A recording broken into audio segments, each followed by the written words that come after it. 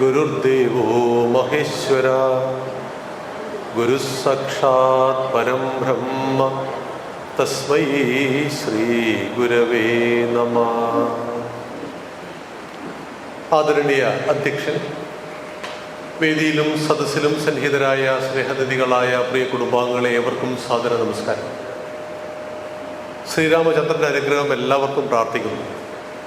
രാമൻ എന്നാൽ രമിപ്പിക്കുന്നവൻ, സന്തോഷിപ്പിക്കുന്നവൻ. ആരുടെ പേര് കേട്ടാലാണോ ത്രേതായുഗവും ദ്വാപരയുഗവും കഴിഞ്ഞ് ഈ കലിയുഗം 5126 വർഷത്തിലും നമുക്ക് സന്തോഷം തോന്നുന്നത്, അദ്ദേഹത്തിൻ്റെ പേരാണ് രാമൻ.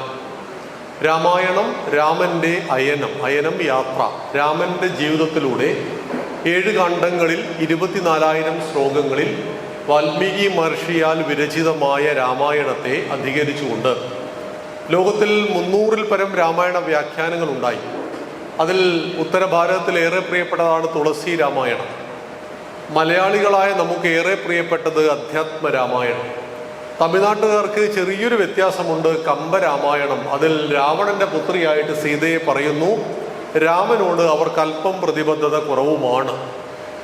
മാപ്പിള രാമായണം വരെയുണ്ട്, ആനന്ദരാമായണവും അത്ഭുത രാമായണവും ഉണ്ട്. ഇങ്ങനെ ലോകത്തിലേറെ ചർച്ച ചെയ്യപ്പെടുന്ന, ഇന്നും ചർച്ച ചെയ്തുകൊണ്ടേയിരിക്കുന്ന ഏറ്റവും മഹത്തായ ഗ്രന്ഥമാണ് രാമന്റെ ജീവിതത്തിലൂടെയുള്ള യാത്ര. രാമൻ എങ്ങനെ ശ്രീരാമനായി തീർന്നു എന്നാണ് അല്പസമയം നമുക്ക് ചിന്തിക്കേണ്ടത്. 7 കാണ്ഡങ്ങളിൽ 24,000 ശ്ലോകങ്ങളിൽ വാൽമീകി മഹർഷി രാമായണം രചിച്ചത് ലോകത്തിൽ സത്യത്തിൻ്റെയും ധർമ്മത്തിൻ്റെയും പ്രതീകമായിട്ട് ആരുണ്ട് എന്ന നാരദ മഹർഷിയുടെ ചോദ്യത്തിൻ്റെ മറുപടിയായിട്ടായിരുന്നു. ഒരേ ഒരാളുണ്ട് ഉലകത്തിൽ, അങ്ങനെ ഒരു മനുഷ്യനുണ്ട്.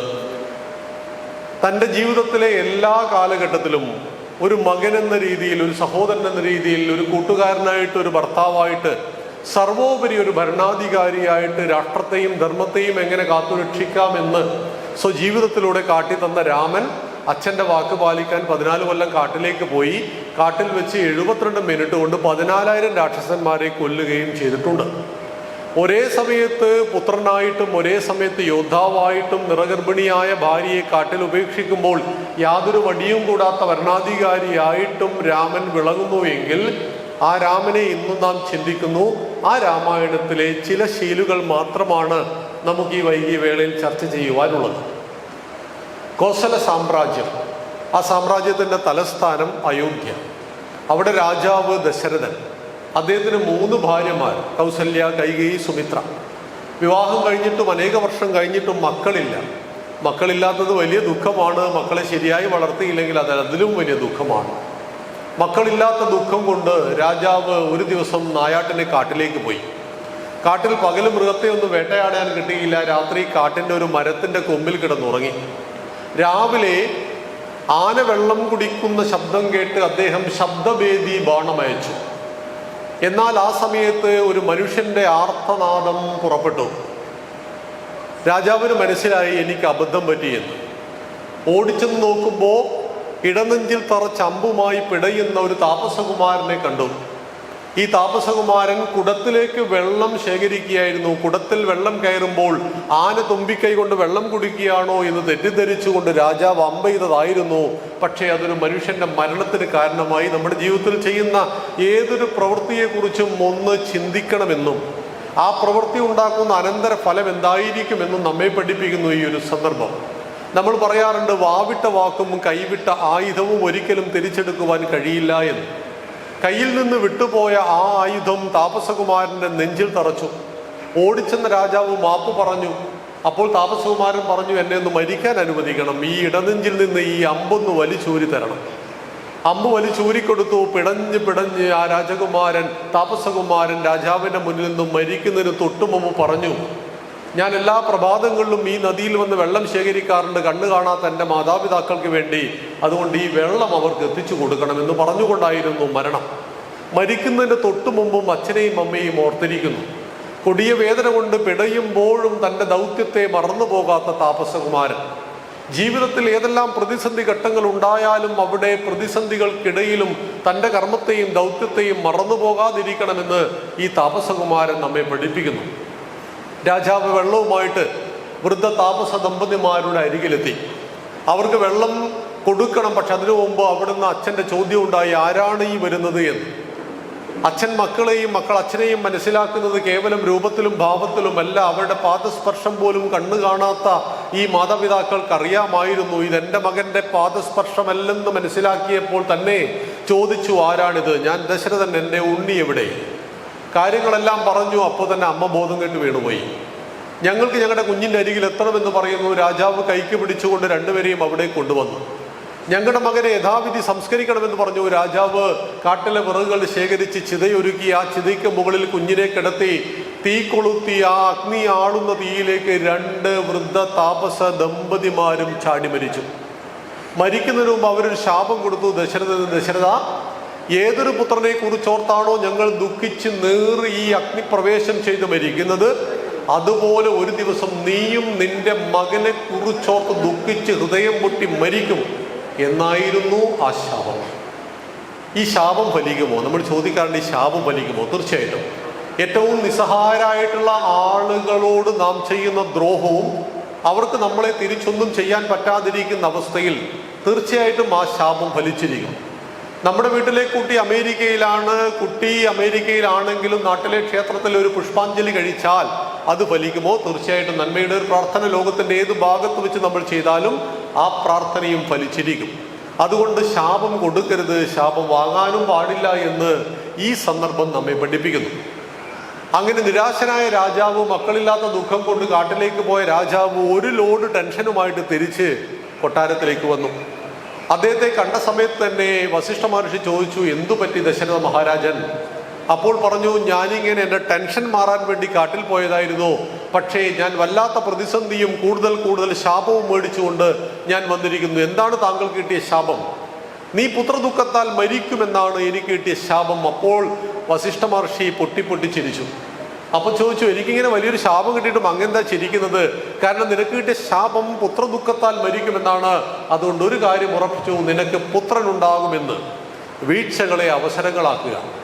ഒരു പരാജയം ഒന്നിൻ്റെയും അന്ത്യമല്ല. ഒരിക്കൽ വീണുപോയാൽ വീണിടത്ത് കിടക്കരുത്. എഴുന്നേറ്റ് നിൽക്കുവാനും, കുഴിയിൽ വീഴുന്നത് തെറ്റല്ല, വീണ കുഴിയിൽ കിടക്കുന്നതാണ് തെറ്റ്. ആ കുഴിയിൽ നാളെ വീഴാതിരിക്കലാണ് മിടുക്കന്മാർ ചെയ്യേണ്ടത്. അതുകൊണ്ട് പ്രതിസന്ധികളെ ജീവിതത്തിൽ അവസരങ്ങളാക്കി മാറ്റുക. ഏതൊരു ശാപമാണോ അനുഗ്രഹമാക്കി മാറ്റുവാൻ വസിഷ്ഠമുനി പറഞ്ഞത്, നിനക്ക് പുത്രനുണ്ടാകും, അതുകൊണ്ട് ഋഷ്യശൃംഗ മഹർഷിയെ വരുത്തിയിട്ട് യാഗത്തെ നടത്തൂ എന്ന് പറഞ്ഞു. യാഗം നടന്നു. അമൃതകുംഭം അല്ലെങ്കിൽ ഒരു ദിവ്യമായ ഔഷധം, പായസം എന്നൊക്കെ നമ്മൾ സങ്കല്പത്തിൽ പറഞ്ഞു. അതുമായിട്ട് വന്നു.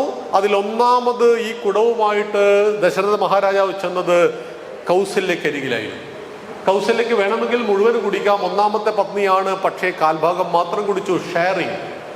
നമ്മുടെ വീട്ടിലൊരു ചോക്ലേറ്റ് കൊടുത്തിട്ട് ജ്യേഷ്ഠനും അനുജനും ചേച്ചിയും ഒന്നിച്ച് പീസുകളാക്കി അത് കഴിക്കുന്നുവെങ്കിൽ നിങ്ങൾ ഓർക്കുക, ആ കുട്ടികൾ ഒരിക്കലും ഭാവിയിൽ നിങ്ങൾക്ക് ഷെയറിങ്ങിൽ പ്രോബ്ലം ഉണ്ടാക്കില്ല. നാളെ സ്വത്ത് വീതം വെക്കുമ്പോഴും അവർക്കിടയിൽ കലഹങ്ങൾ ഉണ്ടാവില്ല. കാരണം ഷെയറിങ് വളരെ പരമപ്രധാനമാണ്. മിഠായി ഒന്നാവാം, അതിൻ്റെ ഒരു പീസെങ്കിലും അനുജനും അനുജത്തിക്കും കൊടുക്കുവാൻ നാം തയ്യാറാണെങ്കിൽ ആ ഷെയറിംഗ് ആണ്. ആ ഷെയറിങ്ങിലൂടെ ജീവിതത്തിൽ എല്ലാ നന്മകളും കൈവരും. കൗസല്യാദേവി കാൽഭാഗം മാത്രം ഭക്ഷിച്ചു, മുക്കാൽ ഭാഗം കൈകേയി ഏൽപ്പിച്ചു. എത്ര ഡീസൻ്റായിരുന്നു കൈകേയി മന്ദരയെ കാണുന്നതിന് മുമ്പ്.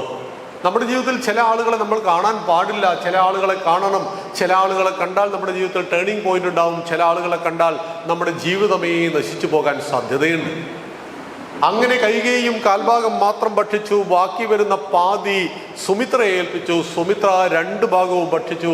അങ്ങനെ ഇരട്ടക്കുട്ടികൾ സുമിത്രയ്ക്കും കൈകേയിക്ക് ഭരതനും കൗസല്യാദേവിയിൽ രാമനും ഭുജാതനായി. ഒരു മകനെ ആഗ്രഹിച്ച രാജാവിന് 4 മക്കളെ കിട്ടി.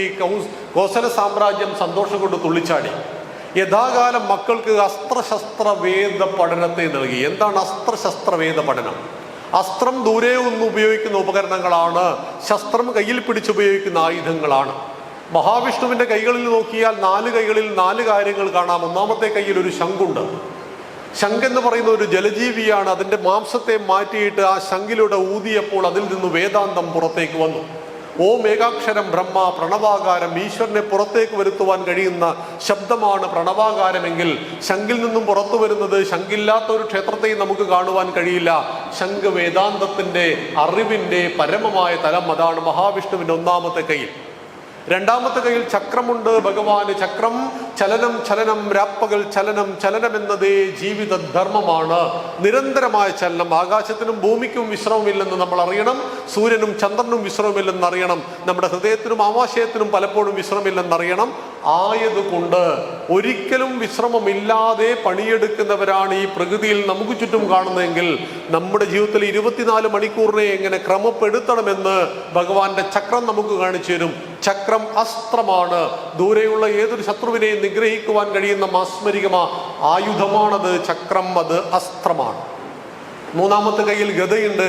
അത് ശസ്ത്രമാണ്. അസ്ത്രവും ശസ്ത്രവും. ഗദ തച്ചുടക്കുക. പ്രതിസന്ധികൾ ജീവിതത്തിൽ സ്വാഭാവികം. പ്രശ്നങ്ങളില്ലാത്ത ഒരു കാലവും ഉണ്ടായിട്ടില്ല.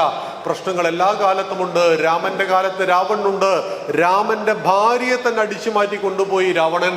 ഭഗവാൻ ശ്രീകൃഷ്ണനെ കുറിച്ച് ഓർക്കുക. ജീവിതത്തിൽ പ്രശ്നങ്ങൾ വരുമ്പോൾ, പ്രതിസന്ധികളും മരണങ്ങളും പ്രയാസങ്ങളും ജീവിതത്തിൽ ഉണ്ടാകുമ്പോൾ ഹിന്ദുക്കൾ ഓർക്കേണ്ടത് ശ്രീകൃഷ്ണനെയാണ്. കാരണം ഭഗവാൻ ജനിച്ചത് കാരാഗ്രഹത്തിലാണ്. അമ്മയുടെ മുലപ്പാൽ കുടിച്ചിട്ടില്ല. തൻ്റെ 7 ജ്യേഷ്ഠന്മാരെ കൊന്നുകളഞ്ഞത് ഇതേ അമ്മാവനായിരുന്നു. അമ്മയുടെ മുലപ്പാൽ കുടിക്കാതെ കാരാഗ്രഹത്തിൽ ജനിച്ച ഈ മകനെ 6ാമത്തെ മാസം കൊല്ലുവാൻ വേണ്ടി പൂതന വന്നു. പൂതനയെ ഭഗവാൻ മുല കുടിച്ചു കൊന്നു കളഞ്ഞു. മുല കൊടുത്തു കൊല്ലാൻ വന്നവളെ മുല കുടിച്ചു കൊന്നു കളഞ്ഞു. പ്രശ്നങ്ങളും പ്രതിസന്ധികളും ഇല്ലാത്ത ഒരു ഭഗവാന്മാരും നമ്മുടെ ജീവിതത്തിൽ ഉണ്ടായിട്ടില്ല. അതുകൊണ്ട് രാമനും കൃഷ്ണനും നമ്മളെ പഠിപ്പിക്കുന്നത് പ്രതിസന്ധികളെ തരണം ചെയ്യുവാൻ നിങ്ങൾക്ക് ജീവിതത്തിൽ എന്ത് ചെയ്യുവാൻ കഴിയും എന്നുള്ളതാണ്. ഞങ്ങൾ ഈ പ്രതിസന്ധികളെല്ലാം അതിജീവിച്ച് തന്നെയാണ് ഞങ്ങളുടെ കർമ്മമണ്ഡലം പൂർത്തിയാക്കി ഞങ്ങൾ തിരിച്ചു പോയത്. ആയതുകൊണ്ട് പ്രശ്നങ്ങളില്ലാത്ത കാലഘട്ടമില്ല. 1-ാം ലോക മഹായുദ്ധവും 2-ാം ലോക മഹായുദ്ധവും നടന്നിട്ടുണ്ട്. ഞാൻ നിങ്ങളോട് സംസാരിച്ചു കൊണ്ടിരിക്കെ റഷ്യയും ഉക്രൈനും തമ്മിലുള്ള യുദ്ധം 2 വർഷമായി തുടരുന്നു. ഹമാസും ഇസ്രായേലും തമ്മിലുള്ള യുദ്ധം തുടരുന്നു. ലോകത്തിലെ യുദ്ധങ്ങൾ ഒരു കാലത്തും ഒഴിവാക്കുവാൻ സാധ്യമല്ലെന്നറിയണം. പ്രശ്നങ്ങളില്ലാത്ത ലോകത്തെ നമുക്ക് സൃഷ്ടിക്കുവാൻ സാധ്യമല്ല.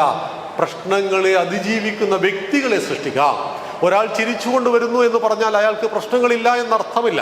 പ്രശ്നങ്ങളെ അതിജീവിക്കുവാൻ അയാൾ പഠിച്ചിരിക്കുന്നു എന്നാണ് മനസ്സിലാക്കേണ്ടത്. ചിരിക്കുന്നവന് പ്രശ്നമില്ല എന്നൊരിക്കലും അർത്ഥമില്ല. അവിടെയാണ് പ്രശ്നങ്ങൾ എല്ലാ കാലത്തുമുണ്ട്. ഈ പ്രശ്നങ്ങളെ അതിജീവിക്കുവാനും തച്ചുടക്കുവാനും നിങ്ങളുടെ കയ്യിൽ ഒരു ഗദയുണ്ടാവണം. അതാണ് വിഷ്ണുവിൻ്റെ 3ാമത്തെ കയ്യിലെ ഗദയെങ്കിൽ 4ാമത്തെ കയ്യിലുണ്ടൊരു താമര. താമര ചെളിയിലാണ് വളരുന്നത്. പക്ഷെ ചെളിയുടെ യാതൊരു ദുർഗുണങ്ങളും താമരയെ സ്പർശിക്കുന്നില്ല. പൂജാപുഷ്പങ്ങളിൽ 1ാമൻ താമരയാകുന്നു. നിങ്ങൾ ഏത് സാഹചര്യത്തിൽ വളരുന്നു എന്നുള്ളതല്ല. നിങ്ങളുടെ വ്യക്തിത്വം ഏത് മയക്കുമരുന്നുകാരനൊപ്പം സഞ്ചരിക്കുമ്പോഴും നിങ്ങളെ മയക്കുമരുന്ന് സ്പർശിക്കരുത്, നിങ്ങളുടെ മദ്യം സ്പർശിക്കരുത്. കാരണം നിങ്ങൾ താമരയെപ്പോലെ ചെളിയിൽ വളർന്നാലും പൂജാപുഷ്പങ്ങളിൽ 1ാമൻ താമരയായി തീരുന്നത് താമര സരസ്വതി ദേവിയുടെ ആസനം കൂടിയാണെന്ന് നാം അറിയണം. അങ്ങനെ 4 കൈകളിലെ 4 വസ്തുക്കൾ 4 തത്വങ്ങളെ നമുക്ക് പ്രദാനം ചെയ്യുന്നത് പോലെ അസ്ത്രശസ്ത്ര വേദ പഠനം. വേദം അറിവിൻ്റെ ആത്യന്തികമായ തലമാണ് വേദം. 10ാം ക്ലാസ്സിൽ പഠിക്കുന്ന കുട്ടിയെ നമ്മൾ നീന്താൻ പഠിപ്പിച്ചു. 60ാമത്തെ വയസ്സിൽ അയാൾ വെള്ളത്തിൽ വീണു. നീന്തിപ്പോരുമോ ഇല്ലയോ? തീർച്ചയായിട്ടും നീന്തിപ്പോരും. നീന്താൻ പഠിക്കുക എന്ന് പറയുന്നത് വിജ്ഞാനമാണ്. ഒരിക്കലും മറന്നു പോകുന്നില്ല. മരണം വരെ കൂടെ ഉണ്ടാകുന്നു. അപ്പം മരണം വരെ കൂടെ ഉണ്ടാകുന്ന കൊടുത്താലും തീരാത്ത, ആരും മോഷ്ടിച്ചു കൊണ്ടുപോകാത്ത ഒന്നിൻ്റെ പേരാണ് വിജ്ഞാനം. H2O എന്ന് കെമിസ്ട്രിയിൽ നാം പഠിച്ചു. 2 ഹൈഡ്രജനും 1 ഓക്സിജനും കൂട്ടിമുട്ടിച്ചാൽ വെള്ളമുണ്ടാകുമെന്ന് പഠിച്ചു. പക്ഷേ മെയ് മാസം വരൾച്ച വരുമ്പോൾ ഈ തിയറി കൊണ്ട് നിങ്ങൾക്ക് കിണറ്റിൽ വെള്ളം ഉണ്ടാക്കുവാൻ സാധ്യമല്ല. പരീക്ഷയ്ക്ക് 1 മാർക്കിൻ്റെ ക്വസ്റ്റ്യൻ മാത്രമാണ് അത്. ജീവിത ഗ്രന്ഥിയായ വിഷയങ്ങളെക്കുറിച്ച് പഠിക്കുന്നതാണ് വിജ്ഞാനം. അസ്ത്രശസ്ത്ര വേദ പഠനം ദശരഥ മഹാരാജാവ് മക്കളെ പഠിപ്പിച്ചു. ഏതൊരു വിദ്യയാണോ ആത്യന്തികമായിട്ട് മരണം വരെ നിങ്ങളുടെ കൂടെ ഉണ്ടാകുന്നത്, ആ വിജ്ഞാനത്തിൻ്റെ ഉടമകളായി മക്കൾ വളർന്നു വലുതാകാൻ തുടങ്ങി. കൗമാരകാലം എത്തിയപ്പോൾ ഒരു ദിവസം അവരെ തേടി അവിടത്തേക്ക് ഒരു മഹർഷി വന്നു, വിശ്വാമിത്രൻ. തപസ്സിൻ്റെ ശക്തി കൊണ്ട് വിശ്വാമിത്ര രാജാവ് വിശ്വാമിത്ര മഹർഷിയായി മാറിയതാണ്. ആ കഥകളൊന്നും പറയാൻ നമുക്ക് സമയമില്ല. വിശ്വാമിത്രൻ പറഞ്ഞു, എനിക്ക് രാമനെ ഒന്ന് വിട്ടുതരണം. എന്താണ് ആവശ്യം? കുറേ ആളുകളെ കൊല്ലാനുണ്ട്. യാഗം നടത്തുമ്പോൾ യാഗം മുടക്കുവാൻ വേണ്ടി വരുന്ന മാരീചനെയും സുബാഹുവിനെയും താടകയെയും വധിക്കുവാൻ വേണ്ടി രാജകുമാരനെ വിടൂ. രാജാവിന് അമിതമായ സ്നേഹം രാമനോടുണ്ടായിരുന്നു. രാജാവ് കാലുപിടിച്ച് പറഞ്ഞു, ഞാനും എൻ്റെ സൈന്യവും വരാം, രാമനെ വിട്ടുതരില്ല. മക്കളുടെ കഴിവിൽ കോൺഫിഡൻസ് ഉണ്ടാവണം എപ്പോഴും മാതാപിതാക്കൾക്ക്. ദശരഥന് രാമന്റെ കഴിവിൽ അത്രയേറെ കോൺഫിഡൻസ് ഉണ്ടായിരുന്നില്ല. അതുകൊണ്ടാവാം അദ്ദേഹം വിട്ടുകൊടുക്കാതെ നിന്നത്. പക്ഷെ അവസാനം വസിഷ്ഠമുനി പറഞ്ഞു, വിശ്വാമിത്രനെ പണക്കരുത്, ത്രിശങ്കുവിന് വേണ്ടി സ്വർഗം ഉണ്ടാക്കിയ ആളാണ്, കളിക്കുന്നത് അപകടമാണ്, വിട്ടുകൊടുത്തേക്കൂ എന്ന്. മാത്രമല്ല രാമനെ തൊടുവാൻ കഴിയുന്ന ഒരു ശക്തി ഈ ഭൂമിയിൽ ജനിച്ചിട്ടുമില്ല. അങ്ങനെ വിശ്വാമിത്ര മഹർഷിക്കൊപ്പം കാട്ടിലേക്ക് രാമൻ പോകുന്നു. രാമനൊപ്പം എപ്പോഴും നിഴലായിട്ട് ആരുണ്ടാകും? ലക്ഷ്മണൻ കൂടെ ഉണ്ടാവും. രണ്ടുപേരും കാട്ടിലെത്തുന്നു. യാഗഭൂമിയിലേക്ക് യാഗം നടത്തുമ്പോൾ ആദ്യം വന്നു സുബാഹുവിനെ കൊന്നു. മാരീച്ചന് മാരകമായ മുറിവ് പറ്റി. പിന്നീട് വന്നു താടക, ഘോരരൂപിണി, ഭയങ്കരി, മല പോലെ അവൾ വീണു മരിച്ചു രാമന്റെ ബാണമേറ്റിട്ട്. എന്തിനാണ് ഇത്രയും കഴിവുള്ള വിശ്വാമിത്രൻ രാമനെ വിളിച്ചത്? നമ്മൾ ചെയ്യേണ്ട കർമ്മങ്ങൾ വ്യത്യസ്ത തലങ്ങളിലാണ്. ഒരു അധ്യാപകന്റെ കടമ പഠനമാണ്, പഠിപ്പിക്കലാണ്. ഒരു പട്ടാളക്കാരനെയും പോലീസുകാരനെയും കടമ രാജ്യത്തിന്റെ നിയമപാലനമാണ്. ഒരു കച്ചവടക്കാരൻ കൃഷി, ഗോരക്ഷ, വാണിജ്യമാണ്. ഇങ്ങനെ ഓരോ മനുഷ്യനും വ്യത്യസ്ത മേഖലയിൽ ചെയ്യുന്ന കാര്യങ്ങൾ ആ മേഖലയിൽ അവൻ ചെയ്യുമ്പോഴാണ് അത് ശ്രേഷ്ഠമാവുക. ഒരു ബ്രാഹ്മണൻ എപ്പോഴും അധ്യാപകനായിരിക്കണം. ബ്രാഹ്മണനെ പിടിച്ചിട്ട് സൈന്യത്തിൽ ചേർത്താൽ പാകിസ്ഥാനോട് നമ്മൾ എപ്പോൾ തോറ്റു എന്ന് ചോദിച്ചാൽ മതി. ക്ഷത്രിയൻ എപ്പോഴും യോദ്ധാവായിരിക്കും. ചോര കണ്ടാൽ വിറക്കുന്നവനായിരിക്കരുത്. അതുകൊണ്ടാണ് പട്ടാളത്തിൽ മദ്യവും മാംസവും കൊടുക്കുന്നത്. കാരണം ചെയ്യേണ്ടത് ക്രൂരമായ കർമ്മങ്ങൾ തന്നെയാണ്. പാകിസ്ഥാൻ പട്ടാളക്കാരൻ ആ രാജ്യത്തിന് വേണ്ടി പടപൊരുന്നവനാണ്. അവനെ കൺമുന്നിൽ കിട്ടിക്കഴിഞ്ഞാൽ വെറുതെ വിടരുത്, അവനെ കൊല്ലേണ്ടത് ഇന്ത്യൻ സൈനികന്റെ കടമയാണ്. പക്ഷെ ആ കടമ ചെയ്യുമ്പോൾ, മനുഷ്യനെ കൊല്ലുമ്പോൾ കൈ വിറക്കുന്നു എങ്കിൽ, വിറക്കാതിരിക്കണമെങ്കിൽ അവന്റെ ഭക്ഷണവും അവന്റെ ചിന്തകളും അവൻ അണിയുന്ന വസ്ത്രങ്ങൾ, അവന് കിട്ടുന്ന പരിശീലനങ്ങളെല്ലാം ആ രീതിയിലാണ്. എപ്പോഴും രാജ്യം ഭരിക്കേണ്ടത് ക്ഷത്രിയന്മാരായിരിക്കണം. ക്ഷത്രിയനാണ് ധർമ്മത്തെ സംരക്ഷിച്ച് ദുഷ്ടന്മാരെ സംഹരിക്കേണ്ടത്. അത് വിശ്വാമിത്രന്റെ കടമയല്ല, അത് രാജകുമാരന്റെ കടമയാണ്. അത് ചെയ്യേണ്ടത് രാമനായതുകൊണ്ട് രാമൻ കൃത്യമായിട്ട് ആ ഡ്യൂട്ടി ചെയ്തു. അങ്ങനെ യാഗരക്ഷ നടത്തി. എന്താണ് യാഗം? യാഗവും യജ്ഞവും എന്ന് പറയുന്നത് നിസ്വാർത്ഥമായിട്ട് അങ്ങോട്ട് കൊടുക്കുന്നു. ഇതം ന മമ, ഇതെന്റേതല്ല. യാഗത്തിലേക്ക് നെയ്യ് കോരി ഒഴിക്കുമ്പോൾ ആളുകൾ ചോദിക്കാറുണ്ട്, ഒരു ലിറ്ററിന് 1500 രൂപ വിലയുള്ള ഈ നെയ്യൊക്കെ ഹിന്ദുക്കൾ കോരിയിട്ട് തീയിലേക്ക് ഇട്ട് കളയുന്നത് ശരിയാണോ എന്നൊക്കെ ചോദിക്കും. നമ്മുടെ ഹിന്ദുവിന്റെ വിശാലമായ സങ്കല്പം എന്താണെന്ന് ഇവർക്കറിയില്ല. നമ്മൾ പ്രകൃതിയെ ചൂഷണം ചെയ്യുക എന്ന വാക്കേ ഉപയോഗിച്ചിട്ടില്ല. ദോഹനം ചെയ്യുക, ദോഹനം കറന്നെടുക്കുക. നിങ്ങൾ പ്രകൃതിയിൽ നിന്ന് ഇങ്ങോട്ട് എന്തെങ്കിലും എടുത്താൽ തിരിച്ച് അത് ഇരട്ടിയായി തിരിച്ചു കൊടുക്കണം.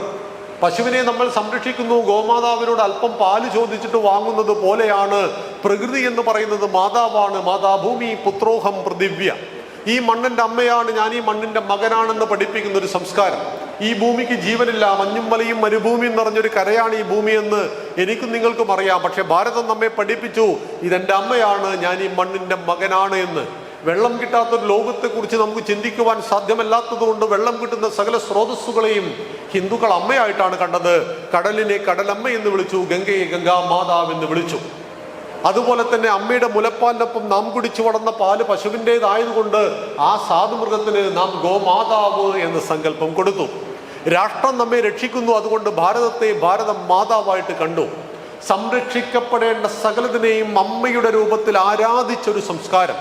1000 നദികൾ ഒഴുകിച്ചേർന്നാലും വേലിയേറ്റങ്ങളില്ലാതെ എല്ലാം തന്നിൽ തന്നെ ഒതുക്കുന്ന മഹാസമുദ്രങ്ങളെ പോലെയാണ് അമ്മ. എത്ര വലിയ കൈപ്പേറിയ അനുഭവങ്ങൾ ഉണ്ടായാലും എല്ലാം തന്നിൽ തന്നെ ഒതുക്കി ഒട്ടും തുളുമ്പാതെ പരമമായ സഹനശക്തിയുടെ അവതാരമായി നിലകൊള്ളുന്നവളാണ് അമ്മ. മലമൂത്ര വിസർജാദികൾ കൊണ്ട് നാം അഭിഷേകം ചെയ്യുമ്പോഴും മധുസമാന മനോഭാവ വൃത്തിക്കുടമയായവൾ ആരോ, അവളാണ് അമ്മ. 10 മാസം നമ്മയെല്ലാം ധരിച്ച ദരിദ്രിയാണ് അവൾ, ജനിപ്പിച്ച ജനനിയാണ്. അതുകൊണ്ട് ഭാരതം പറഞ്ഞു, ജനനി ജന്മഭൂമി സ്വർഗാദപി ഗരീയസി, ജനിച്ച നാടും പെറ്റമ്മയും സ്വർഗത്തേക്കാൾ മഹത്തരമെന്ന് ശ്രീരാമചന്ദ്രൻ ലങ്കയിൽ വെച്ച് ലക്ഷ്മണനോട് ഉപദേശവും നൽകുന്നു. ആ മഹത്തായ സംസ്കാരം, സംരക്ഷിക്കപ്പെടേണ്ടതിനെ അമ്മയായി കണ്ട ആ സംസ്കാരത്തെ നമുക്ക് നൽകുന്നത് രാമായണത്തിലൂടെയാണ് എന്നറിയണം. ആ വിശ്വാമിത്ര മഹർഷിയുടെ യാഗരക്ഷ ചെയ്തതിനു ശേഷം അദ്ദേഹം രാമന് പൂർവികരുടെ കഥകൾ പറഞ്ഞു കൊടുക്കുന്നു.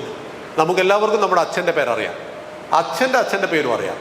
മൂപ്പരുടെ അച്ഛൻ്റെ പേരറിയോ? നമ്മുടെ ജന്മത്തിന് കാരണക്കാരനായ 2 3 തലമുറ മുമ്പുള്ള മുതുമുത്തച്ഛൻ്റെ പേര് ചോദിച്ചാൽ നമുക്കറിയാതെ പോകുന്നതും, ശങ്കരനെയും ബുദ്ധനെയും ജൈനനെയും നമുക്കറിയുന്നതും, നമുക്കുമായിട്ട് ശങ്കരനും ബുദ്ധനും ജൈനനും നമ്മളുമായിട്ടുള്ള കുടുംബ ബന്ധമൊന്നുമില്ല. മറിച്ച് അവർ മഹാത്മാക്കളായിരുന്നു, അടയാളപ്പെടുത്തി മരിച്ചുപോയി എന്നതുകൊണ്ട് അവർ മരിക്കുന്നില്ല. അതുകൊണ്ട് മഹാത്മാക്കൾ മരിക്കുന്നില്ല, ദേഹത്തെ ഉപേക്ഷിക്കാതെ രക്ഷയിൽ. ഒരു ദിവസം നമ്മളെല്ലാവരും നമ്മുടെ ഈ ഭൗതിക ശരീരത്തെ ഉപേക്ഷിക്കണം. ശരീരം എന്ന വാക്കിന്റെ അർത്ഥം തന്നെ ക്ഷയിക്കുന്നത് എന്ന് തന്നെയാണ്. അനുദിനം ക്ഷയിക്കുന്നതാണ്. സെല്ലുകൾ ഉണ്ടാകുകയും മരിക്കുകയും ചെയ്ത് അനുദിനം മരിച്ചുകൊണ്ടിരിക്കുന്ന ഈ ശരീരം ഇന്നില്ലെങ്കിൽ നാളെ ഉപേക്ഷിക്കേണ്ടതാണ്. ശരീരം ഉപേക്ഷിച്ചതിന് ശേഷവും നിങ്ങൾ ജീവിച്ചിരിക്കുന്നുണ്ടെങ്കിൽ നിങ്ങൾ അടയാളപ്പെടുത്തിയിരിക്കുന്നു എന്നാണ് അതിൻ്റെ അർത്ഥം. വിശ്വാമിത്ര മഹർഷി തൻ്റെ പൂർവികന്മാരെ കുറിച്ചുള്ള എല്ലാ കഥകളും രാമന് പറഞ്ഞു കൊടുക്കുകയാണ്. രാമ, നീ അറിയുമോ ആരൊക്കെയാണ് നിന്റെ പൂർവികന്മാർ എന്ന്? നിന്റെ പൂർവികന്മാരിൽ ഇന്നേ പിതാമഹന്മാരുണ്ടായിരുന്നു. ഇന്നേ ആ കഥകളെല്ലാം രാമൻ കൃത്യമായിട്ട് അറിയുകയും തൻ്റെ പൂർവികരെ കുറിച്ചുള്ള ആത്മാഭിമാനം നമ്മുടെ കുടുംബത്തിലുണ്ടാകണം. അതുകൊണ്ട് പ്രിയമുള്ളവരെ, വർഷത്തിൽ ഒരിക്കലെങ്കിലും നമ്മൾ കുടുംബ സംഗമങ്ങൾ നടത്തണം. ആരൊക്കെയാണ് നമ്മുടെ കുടുംബത്തിലെ പൂർവികന്മാർ? നമ്മുടെ കുടുംബത്തിന്റെ നാൾവഴികളിൽ നിന്ന് വിഘടിച്ചു പോയിട്ട് പല സ്ഥലങ്ങളിൽ ജീവിക്കുന്ന ആളുകളെ ഓരോണത്തിനും വിഷുവിനെങ്കിലും ഒന്നിച്ചു കൂട്ടുവാൻ നമുക്ക് കഴിഞ്ഞാൽ ഈ പുതിയ തലമുറയിലെ നമ്മുടെ മക്കൾക്ക് പരസ്പരം പേര് പോലും അറിയില്ല. അച്ഛൻ്റെ ജ്യേഷ്ഠൻ്റെ മക്കൾ, അച്ഛൻ്റെ അനുജൻ്റെ മക്കൾ, ഇളയമ്മ, അമ്മാവൻ, ഇങ്ങനെ പലതും ചേരുന്നതാണ് നമ്മുടെ കുടുംബമെങ്കിൽ ഈ കുടുംബത്തെ മുഴുവൻ ഒരു പ്ലാറ്റ്ഫോമിൽ കൊണ്ടുവന്നിട്ട് നിന്റെ കൂട്ടുകാരാണിത്, നിന്റെ ബന്ധുക്കളാണ്, നിന്റെയും ഇവിടെയെല്ലാം ശരീരത്തിലൊഴുകുന്ന ചോര ഒന്നാണ്, നീ തനിച്ചല്ല എന്നവരെ ബോധ്യപ്പെടുത്തുവാൻ നമുക്ക് കഴിയുമ്പോഴാണ് നമ്മുടെ കുടുംബത്തിൻ്റെ ശ്രേയസ്സും പ്രേയസ്സും വളരുന്നത് എന്ന് നാം അറിയണം. അതുകൊണ്ട് കുടുംബത്തിൻ്റെ ഐതിഹ്യം, കുടുംബത്തിൻ്റെ പാരമ്പര്യം, ഫാമിലി ട്രീ തയ്യാറാക്കണം. ഫാമിലി ട്രീ എന്താണ്? നമ്മുടെ 3 തലമുറ മുമ്പുള്ള അല്ലെങ്കിൽ 2 തലമുറ മുമ്പുള്ള മുത്തച്ഛൻ്റെ മുത്തശ്ശിയുടെ പേരെഴുതുക, അതിലുള്ള മക്കളുടെ പേരെഴുതുക, അവരുടെ ഭാര്യമാരുടെ പേരെഴുതുക, അതിലുണ്ടായ മക്കളുടെ പേരെഴുതുക, അതിലുണ്ടായ മക്കളുടെ പേരെഴുതുക. നമുക്കൊരു 4 തലമുറ വരെയാണ് ഇപ്പോൾ ഉണ്ടാവുക. അപ്പോൾ 1 വയസ്സുള്ള കുട്ടി മുതൽ 90 വയസ്സുള്ള മുത്തച്ഛൻ വരെ ഈ ഫാമിലി ട്രീയിൽ വരുമ്പോൾ ഏതൊരു കുടുംബത്തിലും ചുരുങ്ങിയത് ഒരു 150 പേര് കാണും. ഈ ബന്ധങ്ങളെ ഊട്ടി ഉറപ്പിക്കുവാനും ബന്ധങ്ങളെ കൂടുതൽ കൂടുതൽ നമ്മളിലേക്ക് അടുപ്പിക്കുവാനും കഴിയുന്നതാണ് രാമായണം. ഈ രാമായണത്തിലൂടെ വിശ്വാമിത്ര മഹർഷി രാമനെ തൻ്റെ കുടുംബ ബന്ധത്തെക്കുറിച്ചും തൻ്റെ പാരമ്പര്യത്തെക്കുറിച്ചും കൃത്യമായി പഠിപ്പിക്കുകയാണ് ചെയ്യുന്നത്. അതുകൊണ്ട് നമ്മുടെ എല്ലാം ജീവിതത്തിൽ നമ്മുടെ കുടുംബത്തിലെ നമ്മുടെ പൂർവികന്മാരെ കുറിച്ച് നമ്മുടെ പുതിയ തലമുറയിലെ മക്കൾക്ക് പറഞ്ഞു കൊടുക്കണം. ഇങ്ങനെയായിരുന്നു മുത്തശ്ശൻ, ഇങ്ങനെയായിരുന്നു മുത്തശ്ശി, ഇങ്ങനെയായിരുന്നു അമ്മാവൻ എന്നൊക്കെ പറയുമ്പോൾ അവർക്ക് അവരെ കുറിച്ചുള്ള ഒരു പിക്ചർ ലഭിക്കുന്നതാണ്. അങ്ങനെ തൻ്റെ പൂർവികരെ കുറിച്ചെല്ലാം മനസ്സിലാക്കിയ രാമനോട് പറഞ്ഞു, നമുക്കിന്ന് മിഥിലാപുരിയിലേക്ക് പോകണം. അവിടെ മൈഥിലിയുടെ കല്യാണമുണ്ട്. മിഥിലയിലെ രാജകുമാരി മൈഥിലി, വൈദേഹത്തിലെ വൈദേഹി, സീത എന്ന ഉഴവുചാലിൽ നിന്ന് കിട്ടിയവൾ സീത, ജനക മഹാരാജാവിൻ്റെ പുത്രിയായി വളർന്നവൾ ജാനകി. വിശ്വസുന്ദരിയായ ജാനകിക്ക് വിവാഹമുണ്ട്. പക്ഷേ വിവാഹം ജാതകം നോക്കിയിട്ടൊന്നുമല്ല, മറിച്ച് ഒരു പരീക്ഷണം വെച്ചിട്ടുണ്ട്. അവിടെ വെച്ചിരിക്കുന്ന ശൈവചാപത്തെ ഇടത് കൈ കൊണ്ട് ഉയർത്തി വലത് കൈ കൊണ്ട് ഞാൻ വലിച്ചു കെട്ടണം. ഇതാണ് പരീക്ഷണം. പലരും ശ്രമിച്ചു നോക്കി, നടന്നില്ല. രാമനും ലക്ഷ്മണനും വിശ്വാമിത്രനൊപ്പം അവിടെ എത്തുകയും രാമൻ അനായാസേന ശൈവചാപത്തെ എടുത്ത് കുലയ്ക്കുമ്പോൾ വില്ല് 2ആയി ഒടിയുകയും സീതാദേവി രാമന്റെ കഴുത്തിൽ വരണമാല്യം ചാർത്തുകയും സീതയുടെ ജീവിത പങ്കാളിയായി അന്നു മുതൽ സീതാരാമന്മാർ എന്ന പേരിൽ അറിയപ്പെട്ടു. പാശ്ചാത്യർ പറഞ്ഞു മിസ്സിസ് മേനോൻ, മേനോന്റെ ഭാര്യ. മേനോന്റെ ഭാര്യയുടെ പേരെന്താ അറിയില്ല നമുക്ക്. കാർത്യായനി എന്നായിരുന്നു പേര്. പക്ഷേ മനോഹരമായ കാർത്യായനിയുടെ പേരിന് എവിടെയും സ്ഥാനമില്ല. മിസ്സിസ് മേനോൻ, മേനോന്റെ ഭാര്യ. ഭാരതം പറഞ്ഞു സീതാരാമൻ, സീതയുടെ രാമൻ, പാർവതി പരമേശ്വരൻ, ഉമാമഹേശ്വരൻ, ലക്ഷ്മി നാരായണൻ. ഇവിടെ സ്ത്രീയുടെ പേരിന് 1-ാം സ്ഥാനം കൊടുത്തുകൊണ്ട് തന്നെയാണ് ഭാരതം ഭർത്താവിൻ്റെ പേര് 2-ാം സ്ഥാനത്തേക്ക് ചേർത്തത് എന്ന് മനസ്സിലാക്കണം. അങ്ങനെ സീതാരാമന്മാരുണ്ടാക്കപ്പെട്ടപ്പോൾ ദശരഥ മഹാരാജാവ് ജനകനോട് ചോദിച്ചു, അങ്ങയുടെ കൊട്ടാരത്തിൽ വീണ്ടും 3 പെൺകുട്ടികളില്ലേ? ഉണ്ട്. എങ്കിൽ എനിക്ക് 3 ആൺകുട്ടികൾ ഇവിടെയുണ്ട്, നമുക്ക് ആ കൊട്ടാരം തന്നെ കല്യാണം കഴിക്കാം.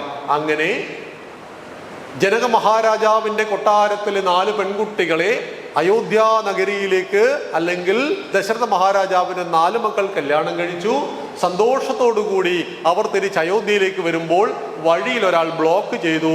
ഭാർഗവരാമൻ പരശുരാമൻ. പരശുരാമനും ശ്രീരാമനും തമ്മിലുള്ള ഒരു വാദപ്രതിവാദമുണ്ട് നമ്മുടെ ബാലകാണ്ഡത്തിൽ. വളരെ സുന്ദരമാണ് ആ വാദപ്രതിവാദം. വാദപ്രതിവാദങ്ങൾ ഏഷ്യാനെറ്റിലും മാതൃഭൂമിയിലും കാണുന്നതല്ല. ആ വാദപ്രതിവാദം എന്താണ് എന്ന് ഭാർഗവരാമനും ശ്രീരാമനും തമ്മിലുള്ള വളരെ ഇൻട്രസ്റ്റിംഗ് ആയ ആ വാദപ്രതിവാദത്തിനൊടുവിൽ ഭാർഗവരാമൻ തിരിച്ചറിയുന്നു, ഞാൻ തന്നെയാണിത്, ഇത് ഞാനുമാണ്, ഞാൻ നീയുമാണ്, രണ്ടല്ല എന്ന്. ശ്രീനാരായണ ഗുരുദേവന്റെ പുണ്യമായ ഒരു കെട്ടിടത്തിന്റെ ഉള്ളിൽ ഈ ഒരു പരിപാടി നടത്തുമ്പോൾ ഗുരുദേവനെ കുറിച്ച് പറയുമ്പോൾ 4 വാക്കുകൾ എല്ലാവരും പറയാറുണ്ട്. ഒരു ജാതി, ഒരു മതം, ഒരു ദൈവം, മനുഷ്യന്. പക്ഷെ അതിന്റെ മേലെയും താഴെയും ചിലതുണ്ടായിരുന്നു. അതൊക്കെ അങ്ങ് വെട്ടിക്കളഞ്ഞു. ഗുരുദേവനല്ല വെട്ടിയത് കേട്ടോ, ഇതിനെ ദുർവ്യാഖ്യാനം ചെയ്യുന്നവർ. ഒരു ജാതി, ഒരു മതം, ഒരു ദൈവം, മനുഷ്യന് ഒരു യോനി, ഒരു ആകാരം, ഒരു ഭേദവുമില്ലതിൽ. പല ജാതിയിൽ നിന്നല്ലോ പിറന്നിടുന്നു സന്തതി, നരജാതിയതോർക്കുമ്പോൾ ഒരു ജാതിയിലുള്ളതാ. ഇതാണ് പൂർണ്ണമായിട്ടും പറഞ്ഞത്. എന്നിട്ട് അതിന്റെ മുകളിൽ ഗുരുദേവൻ പറയും, മനുഷ്യാണാം മനുഷ്യത്വം ജാതി, ജാതിർ ഗോത്വം ഗവായഥ. മനുഷ്യന് മനുഷ്യത്വമാണ് ജാതി, ഗോവിന് ഗോത്വം എന്നതുപോലെ. ഇത് കൃത്യമായിട്ട് പറഞ്ഞു തന്നു. ഞാൻ പറഞ്ഞു വന്നത് ഭാർഗവരാമനും ശ്രീരാമനും തമ്മിൽ നടന്ന ആ സംവാദത്തിനൊടുവിൽ ഭാർഗവരാമൻ തിരിച്ചറിഞ്ഞു, ഞാനും നീയും രണ്ടല്ല. അങ്ങനെ പരശുരാമന്റെ കയ്യിലുണ്ടായിരുന്ന വൈഷ്ണവ ചാപത്തെ ശ്രീരാമന്റെ കൈകളിൽ ഏൽപ്പിച്ച് പരശുരാമൻ ദീർഘതപസ്സിനായി കാട്ടിലേക്ക് പോകുന്നതോടുകൂടി 1ാമത്തെ കാണ്ഡമായ ബാലകാണ്ഡം അവസാനിച്ചു. 2ാമത്തെ കാണ്ഡം തുടങ്ങുന്നത് ഒരു ദിവസം ദശരഥ മഹാരാജാവ് കണ്ണാടിയിൽ നോക്കി. ഞാൻ ഏറെ പ്രായമുള്ളതുപോലെ അദ്ദേഹത്തിന് തോന്നി. പ്രായം മനുഷ്യന്റെ മനസ്സിന് വീക്ക്നെസ്സുകളെ അല്ലെങ്കിൽ ദുർബലമാക്കുന്നുണ്ടോ എന്ന് അദ്ദേഹത്തിന്റെ ജീവിതം നമ്മെ പഠിപ്പിക്കുന്നു. പ്രായം തളർത്തുന്നു ശരീരത്തിനെയും മനസ്സിനെയും എങ്കിൽ തൃഷ്ണാവജീർണ വയമേവ ജീർണ. ശരീരം വാർദ്ധക്യത്തിലേക്ക് പോകുന്ന ആർക്ക് ബ്ലോക്ക് ചെയ്യാൻ കഴിയും? പക്ഷെ മനസ്സെന്നും യുവത്വത്തിൽ സൂക്ഷിക്കുക. മനസ്സിനെ യുവത്വത്തിൽ സൂക്ഷിക്കുന്നവർക്ക് ജീവിതത്തിൽ പ്രായമാകുന്നില്ല. നമ്മൾ പറയാറുണ്ട് ഏജ് ഈസ് ജസ്റ്റ് നമ്പർ എന്ന്. പ്രായം എന്ന് പറയുന്നത് ജസ്റ്റ് നമ്പറുകൾ മാത്രമാണ് എന്ന്. നിങ്ങൾ 45 വയസ്സാണോ നിങ്ങളുടെ മനസ്സുമെടുത്തു പോയെങ്കിൽ നിങ്ങൾ 90 വയസ്സുകാരനാണ്. നിങ്ങൾ 90 വയസ്സുകാരനാണോ നിങ്ങളുടെ മനസ്സ് 18കാരൻ്റെതാണ് എങ്കിൽ നിങ്ങൾ യുവാവാണ്. ശരീരം വാർദ്ധക്യത്തിലേക്ക് പോകുന്ന ആർക്കും ബ്ലോക്ക് ചെയ്യാൻ കഴിയില്ല. എന്നാൽ മനസ്സിനെ വാർദ്ധക്യത്തിലേക്ക് കൊണ്ടുചെന്നെത്തിക്കാത്തത് നമ്മുടെ ഓരോരുത്തരുടെയും കടമയാണെന്ന് അറിയണം. ദശരഥ മഹാരാജാവ് പ്രായത്തിൽ ഭയപ്പെട്ടു. തിടുക്കത്തിൽ ഒരു തീരുമാനമെടുത്തു, രാമന്റെ പട്ടാഭിഷേകം. ജീവിതത്തിൽ തിടുക്കത്തിലെടുക്കുന്ന തീരുമാനങ്ങളെല്ലാം പ്രോബ്ലംസ് ഉണ്ടാക്കും. രാമന്റെ പട്ടാഭിഷേകം തിടുക്കത്തിൽ തീരുമാനമെടുക്കുമ്പോൾ 2 കാര്യങ്ങൾ വിട്ടുപോയി. അതിലൊന്ന്, 2 പേർ കൊട്ടാരത്തിലില്ലാത്ത രാജാവ് ശ്രദ്ധിച്ചില്ല. ഭരതനും ലക്ഷ്മണനും അവിടെ ഇല്ലായിരുന്നു. ഭരതൻ അവിടെ ഉണ്ടായിരുന്നെങ്കിൽ ഈ പ്രോബ്ലം ഒന്നും ഉണ്ടാകുമായിരുന്നില്ല. ഭരതൻ കേകയ രാജ്യത്തായിരുന്നു, കൈകേയുടെ രാജ്യത്തായിരുന്നു. 7 ദിവസം കുതിരപ്പുറത്ത് യാത്രയാണ്. മറ്റൊരാളെ വിളിക്കാൻ വിട്ടുപോയി. അങ്ങനെയല്ലേ നമ്മുടെ പ്രധാന കല്യാണങ്ങളൊക്കെ വരുമ്പോൾ പ്രധാനപ്പെട്ട ചില ആളുകളൊക്കെ വിളിക്കാൻ വിട്ടുപോകും. അതുകൊണ്ടാണ് ലിസ്റ്റ് തയ്യാറാക്കി ടിക്ക് ചെയ്യണമെന്ന് പറയുന്നത്. വിളിക്കേണ്ട ആളുകളെ ലിസ്റ്റ് മൊത്തം തയ്യാറാക്കണം, ടിക്ക് ചെയ്യണം. വിളിക്കേണ്ട ആളുകളെ ടിക്ക് ചെയ്യണം. അതിൽ ഒരാളെ പേര് പോലും എഴുതിയില്ല ദശരഥ മഹാരാജ, വിട്ടുപോയതാണ്. അതാരാണ്? കൈകേയുടെ അച്ഛനെ.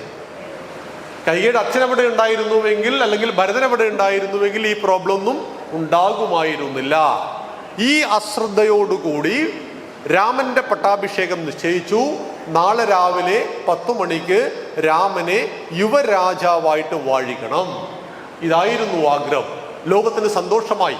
എല്ലാവരും സ്നേഹിക്കുന്ന രാമനാണ് നാളെ പുതിയ രാജാവായിട്ട് അഭിഷേകം ചെയ്യപ്പെടുന്നത്. അതിലേറ്റവും സന്തോഷിച്ചൊരമ്മയുണ്ടായിരുന്നു, അതാണ് കൈകേയി മാതാവ്. എന്നാൽ പട്ടാഭിഷേകത്തിന്റെ തലേ ദിവസം സായം സന്ധ്യയിൽ അവൾ വന്നു, മന്ധര. മന്ധര കൂനിക്കൂടി വന്നു. കൂന് ദുഷ്ടതയുടെ പ്രതീകമൊക്കെ ആയിട്ട് അവിടെ അവതരിപ്പിച്ചതാണ്. മന്ധര കൈകേയിയുടെ അമ്മയുടെ തോഴിയായിരുന്നു. അതുകൊണ്ട് കൈകേയെ എടി എന്നൊക്കെ വിളിക്കുവാനുള്ള സ്വാതന്ത്ര്യം ആർക്കുണ്ട്? മന്ധരക്കുണ്ട്. മന്ധര കൊട്ടാരത്തിലേക്ക് വന്നപ്പോൾ, കൈകേയിയുടെ അന്തഃപുരത്തിലേക്ക് വന്നപ്പോൾ കൈകേയി നാളത്തേക്കുള്ള പട്ടുസാരിയും ആഭരണങ്ങളും ഒരുക്കിയായിരുന്നു. നാളെ സൂര്യനെ പോലെ ജ്വലിച്ചിരിക്കുന്ന ശ്രീരാമചന്ദ്രന്റെ അരികിൽ 3 അമ്മമാരിങ്ങനെ ഇരിക്കുമായിരുന്നു. കൗസല്യയും കൈകേയും സുമിത്രയും ഇരിക്കുമായിരുന്നു. ലോകം മുഴുവൻ ഇവരെ ശ്രദ്ധിക്കുമായിരുന്നു.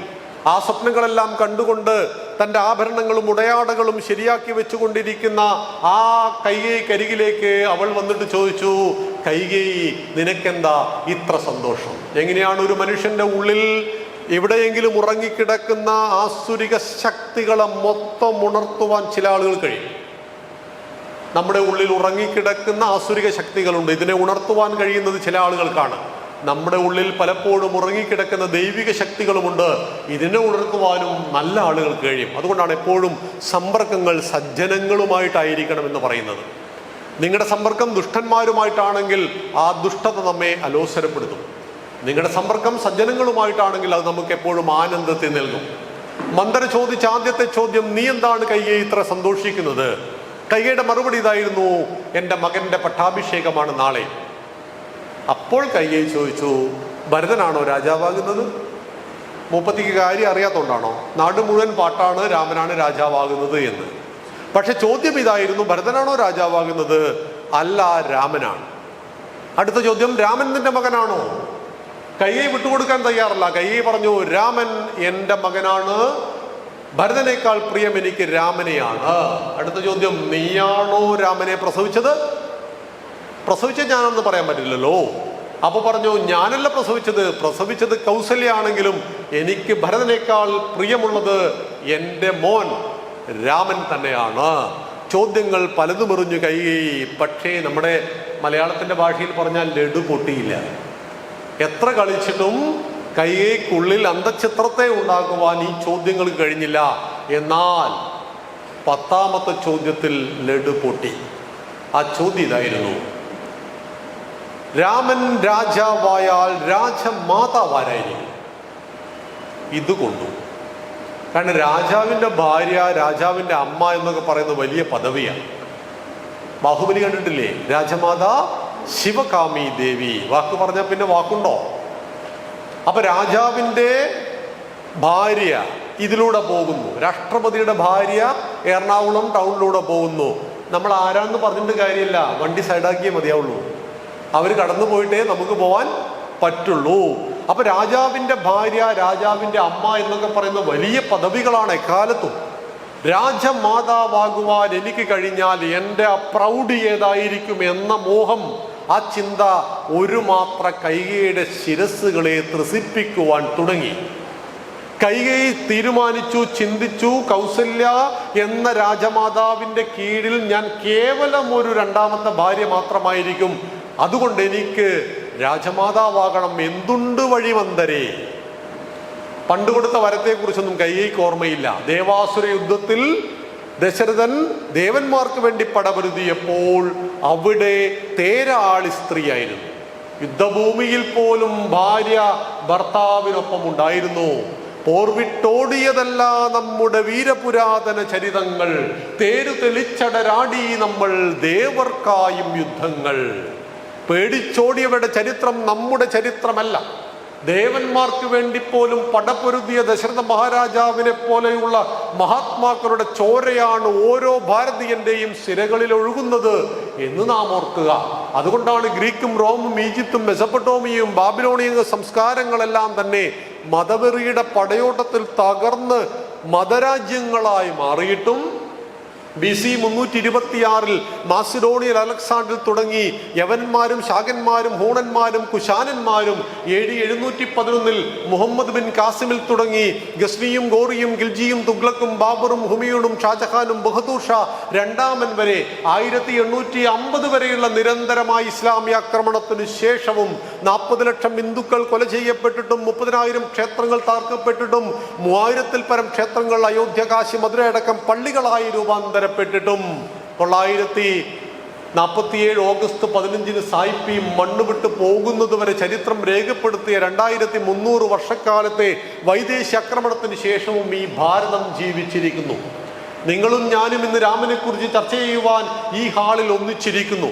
അയോധ്യയിൽ രാമക്ഷേത്രം അന്വർത്ഥമാക്കുവാൻ വേണ്ടി 496 വർഷം 77 യുദ്ധത്തിൽ 3 ലക്ഷം ഹിന്ദുക്കൾ ജീവൻ ബലിദാനം നൽകി 2024 ജനുവരി 22 പ്രാണപ്രതിഷ്ഠാകർമ്മം നടത്തിക്കൊണ്ട് ഷെഡിൽ കിടക്കുന്ന രാമന് അർഹമായ രാമക്ഷേത്രം നിർമ്മിക്കുവാൻ 3 ലക്ഷം ഹിന്ദുക്കൾ ജീവൻ ബലിദാനം നൽകി എന്ന് പറഞ്ഞാൽ ഈ ധർമ്മം സനാതനമെന്നാണ് ഈ വാക്കിന്റെ അർത്ഥം. ഒരിക്കലും നശിക്കില്ല, ആർക്കും നശിപ്പിക്കുവാൻ സാധ്യവുമല്ല. കാരണം നമ്മുടെ സിരകളിൽ ഒഴുകുന്ന ചോര രാമൻ്റെതാണ്. അങ്ങനെ ദശരഥ മഹാരാജാവ് ദേവന്മാർക്ക് വേണ്ടി പടപൊരുതുകയും അദ്ദേഹത്തിന് മുറിവ് പറ്റുകയും അദ്ദേഹത്തെ മാറ്റി നിർത്തിയിട്ട് കൈകേയി അദ്ദേഹത്തിന് പ്രേരണ നൽകുകയും ഭർത്താവിൻ്റെ ആത്മവിശ്വാസത്തെ തിരിച്ചെടുക്കണം. ജീവിതത്തിലെ പ്രതിസന്ധി ഘട്ടത്തിൽ തളർന്നു പോകുന്നവർക്കൊപ്പം നാം തളർന്നു വീഴാതെ പ്രതിസന്ധി ഘട്ടത്തിൽ മധുരമുള്ള വാക്കുകളിലൂടെ, ആത്മവിശ്വാസം തുളുമ്പുന്ന വാക്കുകളിലൂടെ ആ ഹൃദയത്തിലെ മുറിവിനെ തലോടി ആ മുറിവിനെ ഉണക്കുവാൻ കഴിയുന്ന വാക്കുകളായി മാറുന്നവരെയാണ് സഹധർമ്മിണി എന്ന് പറയുന്നത്. ധാർമ്മികമായ കാര്യങ്ങൾ ചെയ്യുന്ന തൻ്റെ പതിക്കൊപ്പം സഞ്ചരിക്കുന്നവരുടെ പേരാണ് പത്നി എന്ന് പറയുന്നത്. ഭാര്യ, ഭർത്താവ്, വൈഫ്, ഹസ്ബൻഡ്, ഈ വാക്കുകളല്ല നമ്മുടേത്. ധർമ്മിണിയാണ്, പതിയും പത്നിയുമാണ് എന്നറിയണം. ഭാരതത്തിലെ പുരുഷന്മാർ വാക്കുകൾ മറന്നിട്ടില്ല. വാക്കുകൾക്ക് വിലയുണ്ടായിരുന്നു. വില നഷ്ടപ്പെട്ടപ്പോഴാണ് മുദ്ര പേപ്പർ വന്നത്. 2 സാക്ഷികളും തെമ്പ് വെക്കണം. ഇവരെ ഞാൻ കള്ള ഒപ്പിട്ടാലോ എന്ന് കരുതിയാണ് ഫിംഗർ പ്രിന്റ് ആണ് ഇവിടെ അടയാളപ്പെടുന്നത്. നോക്കൂ, ദശരഥ മഹാരാജാവ് ആരും കേൾക്കാതെ കൈകേയി കൊടുത്ത വാക്കായിരുന്നു, നിനക്ക് ഇഷ്ടമുള്ള സമയത്ത് ചോദിച്ചോളൂ, 2 വരം ഞാൻ തന്നേക്കാമെന്ന്. കാലങ്ങളേറെ കഴിഞ്ഞു. മന്ദര ഓർമ്മപ്പെടുത്തി, അന്ന് നിന്നോട് പറഞ്ഞ വാക്ക് ഇപ്പോൾ രാജാവിനോട് ചോദിക്കണം. രാജാവിനെ വരുത്തി, അന്തപുരത്തിൽ വരുത്തി. സമയം സായം സന്ധ്യ. കൈകേയി കുളിച്ചിട്ടില്ല, വിളക്ക് വെച്ചിട്ടില്ല. കിടക്കയിൽ കമിഴ്ന്നു കിടന്ന് കരയുന്ന കൈകേയിക്കരികിലേക്ക്, അതിസുന്ദരിയായ കൈകേയിക്കരികിലേക്ക് അല്പം വൃദ്ധൻ കൂടിയായിട്ടുള്ള രാജാവ് വരുന്നു. മുടികളിൽ തലോടിയപ്പോൾ കൈതട്ടി മാറ്റുന്നു. നിങ്ങൾക്ക് എന്നെ കുറിച്ച് വല്ല വിചാരവും ഉണ്ടോ എന്ന് ചോദിക്കുന്നു. എന്തേ കൈകേയി, ഞാൻ നിന്നെ എപ്പോഴും വിചാരിക്കാറുണ്ടല്ലോ എന്ന് ദശരഥൻ. അങ്ങനെയെങ്കിൽ എനിക്ക് പണ്ട് ഒരു വരം നൽകാമെന്ന് പറഞ്ഞിരുന്നു, അതിനിപ്പോൾ തരുമോ? തരും. വാക്ക് മാറുമോ? വാക്ക് മാറുവാൻ ഇക്ഷ്വാകു വംശത്തിലെ രാജാക്കന്മാർ സൂര്യൻ പടിഞ്ഞാറ് ഉദിച്ചു തുടങ്ങുമ്പോഴേ വാക്ക് മാറുള്ളൂ. ഒരിക്കലും സംഭവ്യമല്ലാത്തത്. അതുകൊണ്ട് വാക്ക് മാറില്ല. ചോദിച്ചോളൂ. ഇദ്ദേഹം പ്രതീക്ഷ ഉണ്ടാവുക 100 പവനും 5 പട്ട് സാരിയൊക്കെ ആയിരിക്കാം. പക്ഷേ കൈകേയി ചോദിച്ചു, ഭരതനെ രാജാവാക്കണം, രാമനെ 14 കൊല്ലം കാട്ടിൽ പറഞ്ഞേക്കണം. രാജാവ് വാഴ വെട്ടിയതുപോലെ താഴെ കിടക്കുന്നു. ബോധം പോയി. ബോധം വന്നപ്പോ കൈകേയിയെ ഒരുപാട് ശാസിച്ചു. തെറി വിളിച്ചില്ല. തെറി സംസ്കൃതത്തിലില്ല, അതുകൊണ്ട് വിളിക്കാൻ കഴിയില്ല. സംസ്കൃതം എന്ന ഭാഷയ്ക്ക് ഒരു സവിശേഷതയുണ്ട്. ഒരു വാക്കിന് തുല്യമായ 10 പദങ്ങളെ ലോകത്തിൽ ഇംഗ്ലീഷ് അടക്കമുള്ള ഭാഷകളിൽ പറയാൻ കഴിയുള്ളൂ എങ്കിൽ സംസ്കൃതത്തിൽ ഒരു വാക്കിന് തുല്യമായ 1000 വാക്കുകൾ പറയാൻ കഴിയും. ലളിത സഹസ്രനാമം, വിഷ്ണു സഹസ്രനാമം, അമ്മയുടെ 1000 പേരുകൾ, വിഷ്ണുവിൻ്റെ 1000 പേരുകൾ പറയാൻ കഴിയുന്ന ലോകത്തിലെ ഉദാത്തമായ ഭാഷയാണ് സംസ്കൃതം എന്നറിയണം. അതുകൊണ്ട് ദ്രോഹി, ദുഷ്ടേ, നീചേ, നീ എൻ്റെ ഭാര്യയായി വന്നു പോയല്ലോ എന്നൊക്കെ കുറഞ്ഞ് പറഞ്ഞു നോക്കി. ഒരു കുലുക്കവും കൈയ്യില്ല. പിന്നെ നമ്മൾ ചെയ്യുന്ന പോലെ സറണ്ടറായി. ഭാര്യയ്ക്ക് മുന്നിൽ സറണ്ടറായിട്ടും ഭാര്യയ്ക്ക് മാറ്റയില്ല. എങ്ങനെയാണ് ഒരു മനുഷ്യന്റെ മനസ്സ് ഇത്രമാത്രം കലുഷിതമാവുക? അത് കാരണങ്ങൾ പലതാണ്. ദുഷ്ടബുദ്ധികൾ മനസ്സിൻ്റെ ഉള്ളിൽ കയറിക്കൂടി നമ്മുടെ മെമ്മറിയും തലച്ചോറിലും മുഴുവൻ ദുഷ്ടതയെ ആവേശിച്ചാൽ തീർച്ചയായിട്ടും നിങ്ങൾക്ക് സൽവാക്കുകൾ കേൾക്കുവാനോ മനസ്സിലാക്കുവാനോ കഴിയില്ല. അതുകൊണ്ട് ഗീതയിൽ ഭഗവാൻ പറയുന്നുണ്ട്, ക്രോധാത് ഭവതി സമ്മോഹ, ക്രോധത്തിൽ നിന്ന് അറിവില്ലായ്മ ഉണ്ടാവും. സമ്മോഹാത് സ്മൃതി വിഭ്രമ, അറിവില്ലായ്മയിൽ നിന്ന് ഓർമ്മക്കുറവുണ്ടാകും. സ്മൃതിഭ്രംശാത് ബുദ്ധിനാശോ, ഓർമ്മക്കുറവിൽ നിന്ന് ബുദ്ധിനാശം ഉണ്ടാകും. ബുദ്ധിനാശാത് പ്രണശ്യതി, ബുദ്ധിനാശം എല്ലാത്തിനെയും നഷ്ടപ്പെടുത്തി കളയും. അതുകൊണ്ടാണ് വെറുപ്പ് പിടിക്കുമ്പോൾ പരിസരം മറന്നു പോകുന്നത്. വെറുപ്പ് പിടിക്കുമ്പോൾ ആളെ മറന്നു പോകുന്നു. അച്ഛനാണ്, അമ്മയാണ്, ഭാര്യയാണ്, ഭർത്താവാണെന്ന് വെറുപ്പ് പിടിക്കുമ്പോൾ മറന്നു പോകുന്നു. വെറുക്കുമ്പോൾ മനസ്സുകൾ അകലുന്നു, ശബ്ദം ഉയരുന്നു. സ്നേഹിക്കുമ്പോൾ മനസ്സുകൾ അടുക്കുന്നു, ശബ്ദം കുറയുന്നു. ഇപ്പൊ സ്നേഹിക്കുമ്പോൾ ശബ്ദം കുറച്ച് സംസാരിക്കും, വെറുക്കുമ്പോൾ ആളടുത്താണെങ്കിലും ശബ്ദം കൂടിപ്പോകും. ക്രോധ ഭവതി സമ്മോഹ. 5100 വർഷം മുമ്പ് കുരുക്ഷേത്ര യുദ്ധഭൂമിയിൽ വെച്ച് അർജുനന് ഭഗവാൻ നൽകിയ ഉപദേശമാണ് ഭഗവത്ഗീത. എന്നുകൂടി സാന്ദർഭികവശാൽ അറിയുക. കൈയ്യേക്ക് ഒരു മാറ്റവും ഉണ്ടായില്ല. വരം കൊടുത്തേ മതിയാവുന്ന ഘട്ടം വന്നു. പ്രഭാതമായി, അച്ഛനെ കാണുന്നില്ല. പട്ടാഭിഷേകം 10 മണിക്കാണ്. അച്ഛനെ തേടി അന്തപുരത്തിലെത്തിയപ്പോൾ കാണുന്ന കാഴ്ച, ഒരു രാത്രി ഇരുട്ടി വെളുത്തപ്പോൾ പടുവൃദ്ധനായി പോയ തൻ്റെ പിതാവിനെ കണ്ട മാത്രയിൽ ആ മകന്റെ ഹൃദയം ഒന്ന് വല്ലാതെ ഇടിച്ചുപോയി. രാമൻ ചോദിച്ചു, അച്ഛ എന്തിനാണ് ഇങ്ങനെ കരയുന്നത്? പൊട്ടി കരയാണ്. രാമനെ കെട്ടിപ്പിടിച്ച് പൊട്ടിക്കരയുന്ന അച്ഛനോട് ചോദിച്ചു, അച്ഛ പറയൂ, എന്തിനാണ് കരയുന്നത്? അപ്പോൾ അച്ഛന് പറയാൻ കഴിയുന്നില്ല. രാമ എന്ന് പറഞ്ഞുകൊണ്ട് നിലവിളിച്ചുകൊണ്ട് കരയുന്ന ഈ അച്ഛനെ മാറോടടുക്കി പിടിച്ചുകൊണ്ട് കൈകേയി മാതാവിനെ നോക്കിയിട്ട് രാമൻ ചോദിക്കുന്നു, എൻ്റെ അച്ഛൻ എന്തിനാണ് ഇങ്ങനെ കരയുന്നത്? അപ്പോൾ കൈകേയി പറയുന്നു, രാമ, നിന്റെ അച്ഛൻ ഇങ്ങനെ കരയുന്നത് എന്തിനാണെന്ന് ചോദിച്ചാൽ ഞാൻ പറയാം. എനിക്ക് പണ്ട് 2 വരങ്ങൾ നൽകാമെന്ന് നിന്റെ അച്ഛൻ പറഞ്ഞിരുന്നു. ഞാനിത് ഇപ്പൊ ചോദിച്ചു, അതിനാണ് ഈ മനുഷ്യൻ ഇങ്ങനെ കരയുന്നത്.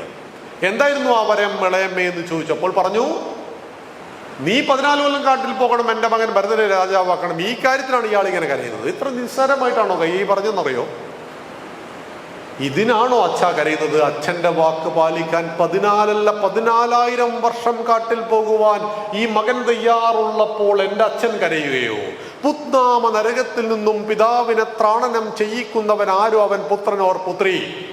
മാതാപിതാക്കളെ നരകത്തിൽ തള്ളിയിടാത്ത മക്കളുടെ പേരാണ് പുത്രനോർ പുത്രി. ഇന്നലെ ബസ് സ്റ്റോപ്പിൽ വെച്ച് കണ്ടവന്റെ കൂടെ മുഖം മറച്ച് ബൈക്കിന്റെ പിറകിൽ കയറി നാട് വിടുമ്പോൾ അറിയുന്നില്ല പെറ്റ് വളർത്തി പോറ്റി വളർത്തി വലുതാക്കിയ മാതാപിതാക്കൾ കുടിക്കുന്ന കണ്ണുനീരിനെ കുറിച്ചും അവരുടെ ആത്മഹത്യാ പ്രവണതയെക്കുറിച്ചും അവർക്കുണ്ടാകുന്ന തീരാ നഷ്ടങ്ങളെക്കുറിച്ചും മനസ്സിലാക്കുവാൻ മക്കൾക്ക് കഴിഞ്ഞില്ലെങ്കിൽ അവരെ ഡോക്ടർ എന്നോ സണ്ണെന്നോ നിങ്ങൾ വിളിച്ചോളൂ, പുത്രനെന്നോ പുത്രി എന്നോ വിളിക്കാൻ പാടില്ല. പുത്ത് നരകമാണ്. നരകത്തിൽ നിന്നും മാതാപിതാക്കളെ രക്ഷിക്കുന്നവരാരോ അതാണ് പുത്രൻ ഓർ പുത്രി. അച്ഛൻ്റെ വാക്ക് മകൻ്റേതു കൂടിയാണ്. അച്ഛൻ്റെ അഭിമാനം മകൻ്റേതു കൂടിയാണ്. അച്ഛൻ ആരോട് ചോദിച്ചു വാക്ക് കൊടുത്തു? ഈ മകൻ ചോദിച്ചിട്ടില്ല. അച്ഛൻ കൊടുത്ത വാക്ക് വർഷങ്ങൾക്ക് മുമ്പാണ്. പാലിക്കേണ്ടത് മകന്റെ കടമയാണ്. രാമൻ കാട്ടിൽ പോകാൻ തയ്യാറായി. മരമുരി ധരിച്ചുകൊണ്ട് രാമൻ കാട്ടിൽ പോകുവാൻ തയ്യാറായപ്പോൾ രാമനൊപ്പം ലക്ഷ്മണനോട് രാമൻ പറയുന്നു, രാമ ലക്ഷ്മണ നീ എന്തിനു വരുന്നു? നിന്നോട് കാട്ടിൽ പോകുവാൻ പറഞ്ഞിട്ടില്ലല്ലോ. അപ്പോൾ ലക്ഷ്മണന്റെ ഒരു ചോദ്യമുണ്ട്. വന്യമൃഗങ്ങളും ഘോരമൃഗങ്ങളും നിൽക്കുന്ന കാട്ടിൽ ജ്യേഷ്ഠന്റെ കൂടെ കാവൽ കിടക്കുവാൻ ആരുണ്ട്? ഇവിടെ ഊർമിളയുടെ കൂടെ അനേകം വൃത്യന്മാര് ദാസിമാരുണ്ട്. കൊട്ടാരത്തിൽ നമ്മുടെ മാതാക്കൾ എല്ലാവരുമുണ്ട്. ജ്യേഷ്ഠന്റെ കൂടെ ആരുണ്ട്? സഹോദരങ്ങൾ. ഒരമ്മയുടെ വയറ്റിലല്ല ഈ 4 മക്കളും ജനിച്ചതെങ്കിൽ കൂടി അവർ തമ്മിലുള്ള അഭേദ്യമായ ബന്ധം ലോകത്തിലെ കാലത്തെയും സഹോദര ബന്ധത്തിന്റെ പ്രതീകമാണെന്നറിയണം. ഞങ്ങളുടെ സ്ഥാപനം ഒരു കോടതിക്ക് മുന്നിലാണ്. എല്ലാ ദിവസവും കോടതിയിൽ സ്വത്ത് തർക്കത്തിന്റെ പേരിലൊക്കെ ആളുകൾ ഇറങ്ങി വരാമെന്ന് കാണുന്നിട്ടുണ്ട്. ജ്യേഷ്ഠനും അനിയനും തമ്മിൽ തല്ലുകയാണ് 1 സെന്റ് ഭൂമിക്ക് വേണ്ടിയിട്ട്. 1-2 സെന്റ് ഭൂമിക്ക് വേണ്ടി തമ്മിൽ തല്ലുന്ന ഈ ലോകത്തിലാണ് ജ്യേഷ്ഠന്റെ കൂടെ 14 കൊല്ലം കാട്ടിൽ പോകുവാൻ തയ്യാറായിട്ട് യാതൊരു കണ്ടീഷനും ഇല്ലാതെ വരുന്ന അനുജൻ ലക്ഷ്മണൻ. അപ്പോഴാണ് സീതാദേവി വരുന്നത്. സീതയോട് ചോദിക്കുന്നു, ജനക മഹാരാജാവിന്റെ പുത്രിയായ ജാനകി, വൈദേഹത്തിലെ രാജകുമാരി വൈദേഹി, വായിൽ സ്വർണ്ണക്കരണ്ടിയുമായി ജനിച്ചവളെ, നീ കാട്ടാറിലെ വെള്ളം കുടിക്കുവാനും കായ്കനികൾ ഭക്ഷിക്കുവാനും ഗുഹയിൽ കിടന്നുറങ്ങുവാനും എൻ്റെ കൂടെ വരരുത്. നിന്നെ കൊണ്ട് അതിന് പറ്റില്ല. ഈ സമയത്ത് സീത പറയുന്നൊരു മറുപടിയാണ് ഉദാത്തമായ ദാമ്പത്യ ബന്ധത്തിന്റെ കാലത്തെയും ഉദാഹരണം. എവിടെയാണോ എൻ്റെ രാമൻ, അതാണ് എനിക്ക് എൻ്റെ അയോധ്യ. രാമൻ നരകത്തിലാണോ, എൻ്റെ ഭർത്താവ് നരകത്തിലാണോ, അതാണ് എനിക്ക് എൻ്റെ സ്വർഗം. അതുകൊണ്ടാണ് 90 വയസ്സുള്ള മുത്തശ്ശന്റെ അരികിൽ 85 വയസ്സുള്ള മുത്തശ്ശി കിടക്കുന്നത്. ഭാരതം ഒരു താലി പുരുഷൻ സ്ത്രീയുടെ കഴുത്തിൽ ചാർത്തിയാൽ അത് കേവലമായ ഒരു ചരടല്ല. ഒരായുഷ്കാലം മുഴുവൻ പരസ്പരം സ്നേഹത്തോടെ വിശ്വാസത്തോടെ നമുക്കൊന്നിച്ച് ജീവിക്കാമെന്ന് അഗ്നിസാക്ഷിയായി ആയിരക്കണക്കിന് അക്ഷികളെ സാക്ഷിയാക്കി ലോകത്തിന്റെ മുന്നിൽ നൽകുന്ന പ്രതിജ്ഞയാണതെന്നറിയണം. അത് കേവലമായ ഒരു ചടങ്ങല്ല, അത് മനസ്സുകൾ തമ്മിലുള്ള കൂടിച്ചേരലാണ് എന്നുകൂടി അറിയണം. അതുകൊണ്ട് എവിടെയാണോ എൻ്റെ ഭർത്താവ്, അതാണ് എനിക്കെൻ്റെ അയോധ്യ എന്ന് പ്രഖ്യാപിക്കുന്ന സീതാദേവി, അങ്ങനെ സീതയും രാമനും ലക്ഷ്മണനും കൂടി കാട്ടിലേക്ക് പോകുമ്പോൾ അയോധ്യാവാസികൾ പിന്നാലെ ഓടുകയാണ്. എത്രമാത്രം പ്രജകൾ ഈ രാജകുമാരന്മാരെ സ്നേഹിച്ചു. അങ്ങനെ കാട്ടിലേക്ക് അവർ ഓടി ഓടി ഓടി രാമനൊപ്പം നദിയുടെ കരയിൽ അവരിങ്ങനെ നിൽക്കുമ്പോൾ രാമൻ പറഞ്ഞു, നേരം വെളുത്താൽ ഇവന്മാര് നമ്മുടെ കൂടെ കാട്ടിലേക്ക് വരും, അതുകൊണ്ട് നമുക്ക് രാത്രി തന്നെ സ്ഥലം കാലിയാക്കാം. അന്ന് രാത്രി ഗുഹൻ എന്ന് പറയുന്ന കടത്തുകാരൻ ഇവരെ കടത്തി കൊടുക്കുകയാണ്. ഗുഹനെ കെട്ടിപ്പിടിച്ചുകൊണ്ട് ഗുഹനോട് നന്ദി പറയുന്ന രാമനെ നമ്മൾ ഓർക്കുക. ഏറ്റവും നിസ്സാരമായ ഒരു പ്രവൃത്തിക്ക് പോലും നാം നന്ദി പറയണം. എപ്പോഴും നന്ദിയുള്ളവരായിരിക്കണം. ഈ കർക്കിടകത്തിലെ വാവുബലി വരാൻ പോകുന്നു. മരിച്ചുപോയ നമ്മുടെ പൂർവികന്മാർക്ക് വേണ്ടി ഒരു പിടി ചോറ് മാറ്റി വെച്ചുകൊണ്ട് ബലികർമ്മത്തെ ചെയ്യണം. നമുക്ക് ഈ ശരീരം നൽകിയ, നമ്മുടെ അച്ഛന് ശരീരം നൽകിയ മുത്തശ്ശനും മുത്തശ്ശിയും ജീവിച്ചിരിക്കുന്നില്ലെങ്കിൽ 7 തലമുറ പിറകിലേക്ക് സങ്കല്പിച്ച് അവരോട് എപ്പോഴും നന്ദിയുള്ളവരായിരിക്കണം. നമ്മൾ എപ്പോഴും താങ്ക്സ് പറയുവാൻ കഴിയണം നമുക്ക്. അപ്പൊ അവിടെയാണ് രാമൻ ഗുഹനോട് നന്ദി പറഞ്ഞ് കാടിന്റെ അന്തർധാരയിലേക്ക് പോകുന്നതോടുകൂടി അയോധ്യാകാന്ഡം അവസാനിച്ചു. ആരണ്യകാന്ഡം തുടങ്ങി. 3ാമത്തെ കാണ്ഡമായ ആരണ്യകാന്ഡത്തിൽ ഒരു ദിവസം ശൂർപ്പണഖ രാമനെ കണ്ട് മോഹിച്ചു പോയി. രാമനോട് ഐ ലവ് യു പറഞ്ഞു. രാമൻ പറഞ്ഞു നോ. നമ്മുടെ ആൺകുട്ടികൾ നോ കേൾക്കാൻ തയ്യാറാകണം, പെൺകുട്ടികൾ നോ പറയാനും തയ്യാറാകണം. ജീവിത ലക്ഷ്യം സെറ്റ് ചെയ്യുന്നതിന് മുമ്പ് നിങ്ങൾ പ്രണയത്തിൽ കുടുങ്ങിയാൽ നിങ്ങളുടെ ജീവിതം വഴിയിൽ വെച്ച് ഉപേക്ഷിക്കപ്പെടും. ഒരു വിദ്യാർത്ഥിയുടെ 5 ലക്ഷണങ്ങളെ വിദ്യാർത്ഥികളെ പഠിപ്പിക്കണം. പ്രിയപ്പെട്ട രക്ഷിതാക്കളെ, നമുക്ക് കാകദൃഷ്ടിർ ഭഗധ്യാനം ശ്വാനനിദ്ര തദൈവച അല്പാഹാരം ജീർണവസ്ത്രം ഏതദ് വിദ്യാർത്ഥി ലക്ഷണം. കാക്കയെപ്പോലെ സൂക്ഷ്മതയുള്ളവൻ, കൊക്കിന്റെ ഏകാഗ്രതയുള്ളവൻ, പട്ടിയെപ്പോലെ ഉറങ്ങുന്നവൻ. ഉറക്കത്തിൽ ഉണർന്നിരിക്കണം, പോത്തിനെ പോലെ കിടന്നുറങ്ങാൻ പാടില്ല. അല്പാഹാരം, പോഷകസമ്പുഷ്ടമായ ആഹാരം കഴിക്കുന്നവൻ, ജീർണവസ്ത്രം, വസ്ത്രം പരമാവധി ഉപയോഗിക്കുന്നവൻ. ഈ 5 ലക്ഷണങ്ങൾ ഏത് വിദ്യാർത്ഥിക്കുണ്ടോ അതാണ് ഒരു ഉത്തമ വിദ്യാർത്ഥി എന്ന് പറയുന്നത്. ആ ഉത്തമ വിദ്യാർത്ഥിയെ സൃഷ്ടിച്ചെടുക്കുവാൻ കഴിയണമെങ്കിൽ ആ ഉത്തമ വിദ്യാർത്ഥിയുടെ ഗുണങ്ങൾ നമ്മുടെ മക്കളിലേക്ക് ആവേശിക്കുവാൻ നമുക്ക് കഴിയണം. ഞാൻ പറഞ്ഞു വന്നത്, ശൂർപ്പണഖ രാമനോട് പ്രണയ അഭ്യർത്ഥന നടത്തുകയും രാമനെ നിഷേധിക്കുകയും ലക്ഷ്മണനോട് ചോദിക്കുകയും ലക്ഷ്മണൻ അത് നിഷേധിക്കുകയും ചെയ്തു. ഒടുവിൽ ക്രോധാകുലയായ ശൂർപ്പണഖ, ഇവൾ ജീവിച്ചിരിക്കുന്നത് കൊണ്ടാണ് നീ എന്നെ കല്യാണം കഴിക്കാത്തതെന്ന് പറഞ്ഞുകൊണ്ട് സീതാദേവിയെ കൊല്ലുവാൻ പാഞ്ഞെടുക്കുന്നു. ലക്ഷ്മണ എന്ന് വിളിക്കുന്നു. ഒരു വിളിക്ക് ലക്ഷ്മണന് കാര്യം അറിയാം. ലക്ഷ്മണൻ വാളെടുത്തു, ഒരു വെട്ട് വെച്ച് കൊടുത്തു. മൂക്കും മുലയും ഛേദിച്ചു പോയി എന്ന് പറയും. തെറ്റ്, സ്ഥലത്തിനൊന്നും പറ്റിയിട്ടില്ല. മൂക്കും കാതും ഛേദിച്ചു പോയി. സമുദ്രവസനേ ദേവി പർവ്വതസ്ഥനമണ്ഡലേ വിഷ്ണുപത്നി നമസ്തുഭ്യം പാദസ്പർശം ക്ഷമസ്വമേ എന്ന് പറയുമ്പോൾ പർവ്വതങ്ങൾ അമ്മയുടെ സ്ഥനങ്ങളാണ്. കേരളത്തിൽ 44 നദികൾ എവിടുന്നാണ് ഉത്ഭവിക്കുന്നത്? പശ്ചിമഘട്ടത്തിൽ നിന്ന്. അമ്മയുടെ സ്ഥനങ്ങളാണ്. സ്ഥനത്തെ ഛേദിക്കുന്നത് മാതൃത്വത്തെ ഛേദിക്കുന്നതാണ്. ലക്ഷ്മണൻ അത് ചെയ്തിട്ടില്ല. അത് ദുഷ്ടന്മാർ പറഞ്ഞ് പ്രചരിപ്പിക്കുന്നതാണ്. രാമായണത്തിൽ എവിടെയും കാണുവാൻ നമുക്ക് കഴിയില്ല. മുറിഞ്ഞ മൂക്കുമായി ചോരയൊലിപ്പിച്ചുകൊണ്ട് ശൂർപ്പണഖ അർദ്ധ സഹോദരനായ ഗരന്റെ അരികിൽ ചെന്ന് കംപ്ലൈന്റ് പറഞ്ഞു. ഗരൻ പറഞ്ഞു, ഇപ്പൊ കൊല്ലുവാൻ ഞാൻ 14 പേരെ വിടാം. 14 പേരെ വിട്ടു. 14 ബാണം കൊണ്ട് രാമൻ അവരെ നിഗ്രഹിച്ചു. പിന്നീട് ഖരനടക്കം 14,000 രാക്ഷസന്മാർ വന്നു.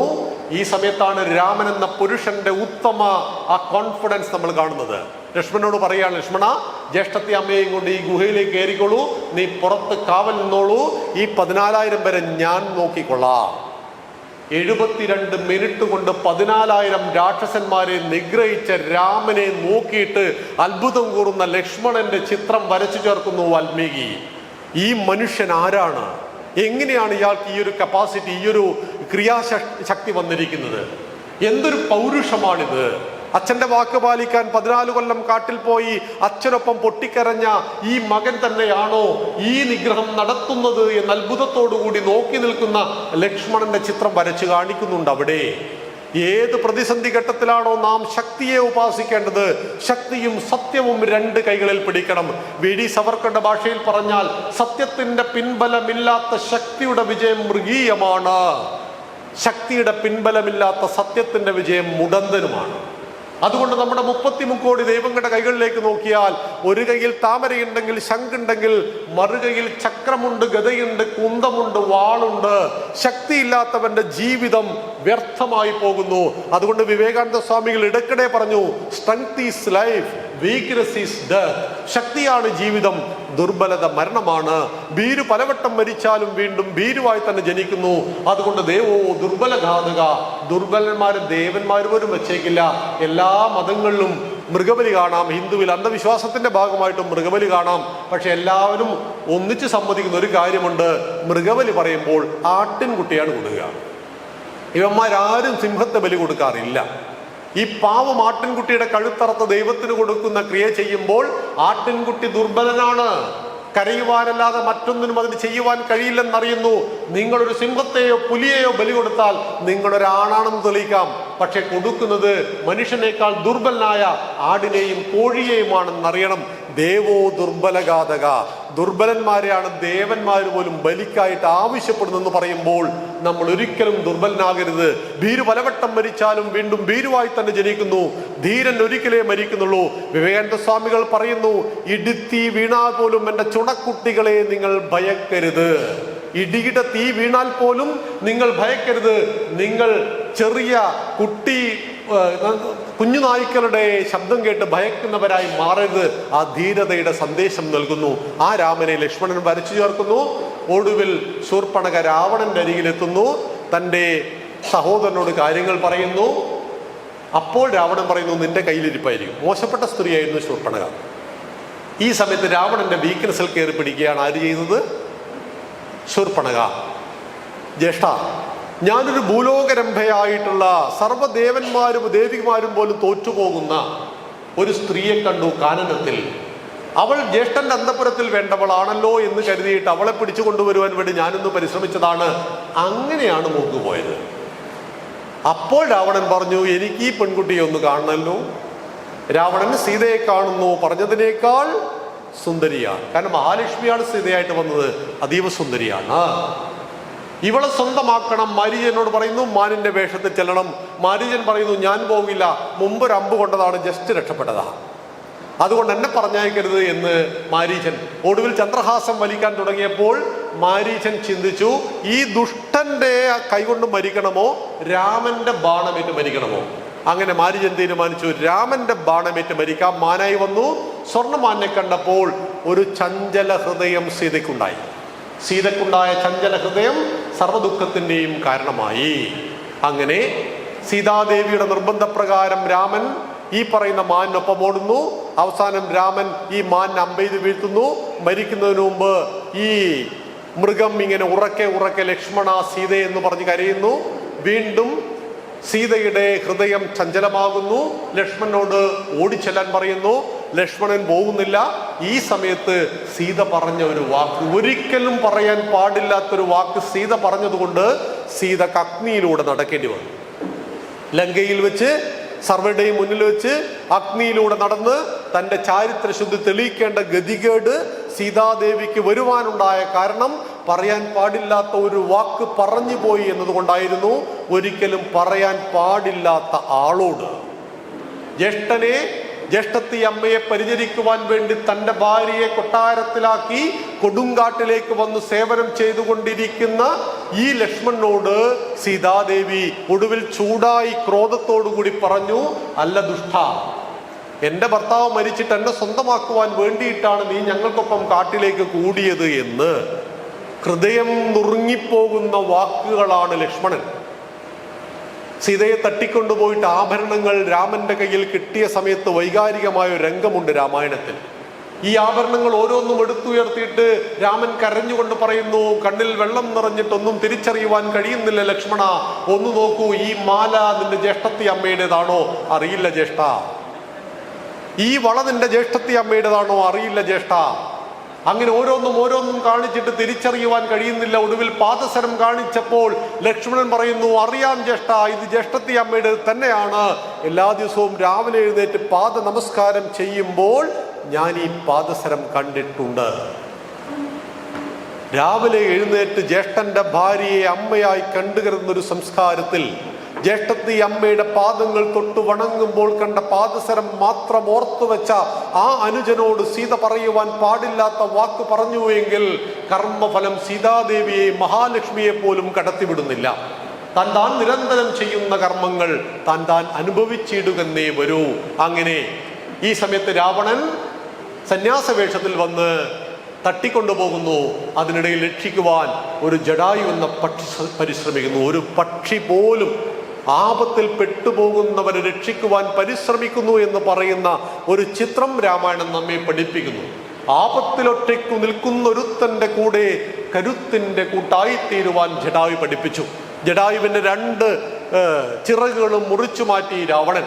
ഒടുവിൽ രാമൻ കണ്ടുമുട്ടിയപ്പോൾ രാമന്റെ മടിയിൽ കിടന്ന് മരിക്കുന്ന ജടായു. രാമൻ എങ്ങനെയാണ് ജടായുവിനെ സംസ്കരിച്ചത്? ഒരു മനുഷ്യനെ സംസ്കരിക്കുന്ന അതേ ഭയഭക്തി ബഹുമാനത്തോടുകൂടി ആ സംസ്കാരം നടത്തി. ലോകത്തിൽ മാറ്റങ്ങൾ ഉണ്ടാക്കുന്ന മനുഷ്യൻ മാത്രമല്ല, നിസാരമായൊരു പക്ഷിക്ക് പോലും ലോകത്തെ മാറ്റിമറിക്കുവാൻ കഴിയുമെന്ന് ജടായു നമ്മെ പഠിപ്പിക്കുന്നു. അങ്ങനെ ആരണ്യകാന്ഡം അവസാനിച്ച് കിഷ്കിന്ധാകാന്ഡത്തിലേക്ക് വരുമ്പോൾ ബാലി സുഗ്രീവന്മാരുടെ കഥയാണത്. ബാലിയും സുഗ്രീവനും ശരിയായ രീതിയിൽ ജനിച്ചവരായിരുന്നില്ല. മക്കൾ യാദൃച്ഛികമായി ഉണ്ടാകേണ്ടവരല്ല. മക്കൾ നമ്മുടെ മനസ്സിലാദ്യം ഉണ്ടാകണം. അതനുസരിച്ച് പിന്നീട് പ്രസവിക്കപ്പെടേണ്ടവരാണ്. അബദ്ധവശാൽ ഗർഭിണിയായി ഉണ്ടാക്കപ്പെടേണ്ടതല്ല സന്താനങ്ങൾ. പ്രൊഡക്റ്റുകളായിട്ട് മാറണം, ബൈ പ്രൊഡക്റ്റുകളാകരുത്. ഒരു ദിവസം അരുണൻ സൂര്യഭഗവാന്റെ സാരഥിയാണ്. ദേവേന്ദ്രന്റെ നാടകശാലയിൽ നാടകം കാണാൻ പോയി. അവിടെ പെണ്ണുങ്ങൾക്ക് മാത്രമേ പ്രവേശനമുള്ളൂ. സുന്ദരികളായ സ്ത്രീകളെ മാത്രമേ ദേവേന്ദ്രൻ പ്രവേശിപ്പിക്കുന്നുള്ളൂ. അരുണനോട് പറഞ്ഞു, നിനക്ക് പ്രവേശനമില്ല. അരുണൻ പോയിട്ട് അതീവ സുന്ദരിയായ സ്ത്രീയായി മാറി, ഗർഭപാത്രമുള്ള സ്ത്രീയായി മാറി. ഈ സുന്ദരിയെ കണ്ടപ്പോൾ ബാക്കി എല്ലാ സ്ത്രീകളെയും പുറത്താക്കി ഇവളെ മാത്രം അകത്തോട് കയറ്റി. അതിലുണ്ടായ കുട്ടിയുടെ പേരാണ് ബാലി. സൂര്യൻ അന്ന് ഉദിക്കാൻ അല്പം ലേറ്റായി. എന്തേ കാരണമെന്ന് സൂര്യൻ ചോദിച്ചു. അരുണൻ പറഞ്ഞു, ഞാനിങ്ങനെ നാടകം കാണാൻ പോയിരുന്നു. ഈ പ്രശ്നമൊക്കെ പറഞ്ഞപ്പോൾ പറഞ്ഞു, നിന്റെ ആ സുന്ദരി വേഷം എനിക്കൊന്ന് കാണണം. അങ്ങനെ സൂര്യനുണ്ടായ പുത്രനാണ് സുഗ്രീവൻ. എങ്ങനെ മക്കൾ ഉണ്ടാകാൻ പാടില്ല എന്ന് നമ്മെ പഠിപ്പിക്കുന്നതാണ് ഈ രണ്ട് മക്കളുടെയും ജന്മം. അതുകൊണ്ട് തല്ലി ചാകേണ്ടി വന്നു എന്നതാണ് അതിന്റെ ചരിത്രം. ബാലിയും സുഗ്രീവനും യുദ്ധം ചെയ്തുകൊണ്ടിരിക്കെ രാമന്റെ ബാണമേറ്റ് ബാലി വീണപ്പോൾ ബാലി രാമന്റെ മുഖത്ത് ചോദിക്കുന്നു, ഇത് ശരിയാണോ? രണ്ടുപേര് യുദ്ധം നടക്കുമ്പോൾ നിങ്ങൾ ചെയ്തത് ശരിയാണോ? നിങ്ങൾ ധർമ്മത്തിന്റെ പ്രതീകമെന്ന് വിശേഷിപ്പിക്കുന്ന ആളല്ലേ? ആ ബാലിയുടെ തലയെടുത്ത് മടിയിൽ വെച്ച് തലോടി കൊടുത്തുകൊണ്ട് രാമൻ പറഞ്ഞ വാക്കുകൾ കേട്ട് ശരിയാണെന്ന് മനസ്സിലാക്കി രാമ രാമ ജപിച്ചുകൊണ്ട് ബാലി മരിച്ചു. എന്താണ് ബാലിയോട് പറഞ്ഞത്? ബാലി, ഞാൻ നിന്നെ കൊന്നത് നീയും നിന്റെ ജ്യേഷ്ഠനും തല്ലുണ്ടാക്കിയതിനല്ല. നീ സുഗ്രീവനെ ഋഷ്യമുഖാചലത്തിലേക്ക് ആട്ടിയോടിച്ചു, നിനക്ക് കയറാൻ പറ്റാത്ത മലയിലേക്ക്. എന്നിട്ട് അനുജന്റെ ഭാര്യയെ നീ അവളുടെ സമ്മതമില്ലാതെ ആ സ്ത്രീയെ സ്പർശിച്ചു. തീർന്നില്ല, ബലാത്കാരേണ അവളെ നീ വിവാഹം കഴിച്ചു. നീയും മരണാർഹനാണ്.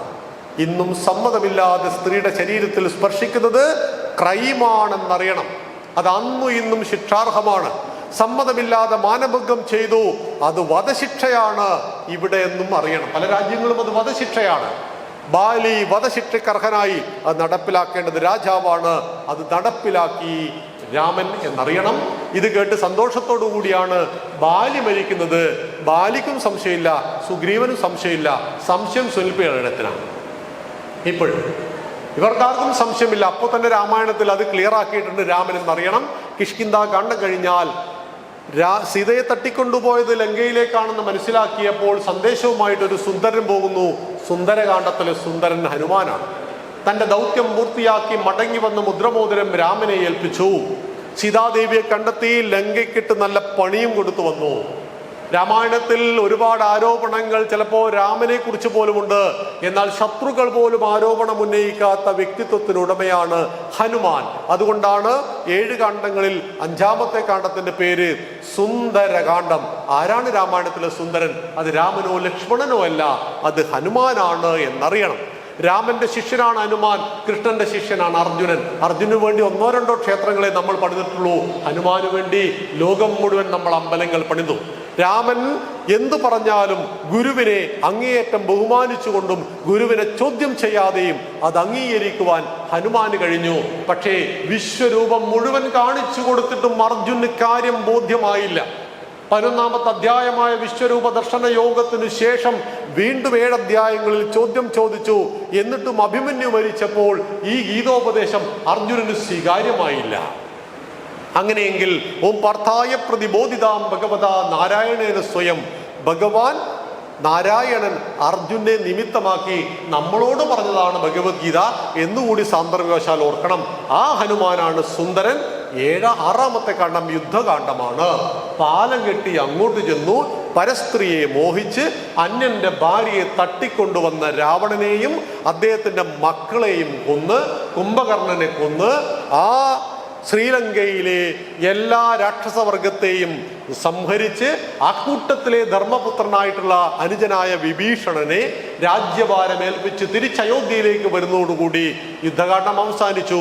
7ാമത്തെ കാണ്ഡം ഉത്തര രാമായണം എന്ന് വിശേഷിപ്പിക്കുന്ന ഉത്തരകാണ്ഡം വല്ലാത്ത ദുഃഖമാണത് വായിക്കുമ്പോൾ. സീതാ പരിത്യാഗമാണ്. അതുകൂടി പറഞ്ഞ് ഞാൻ അവസാനിപ്പിക്കാം.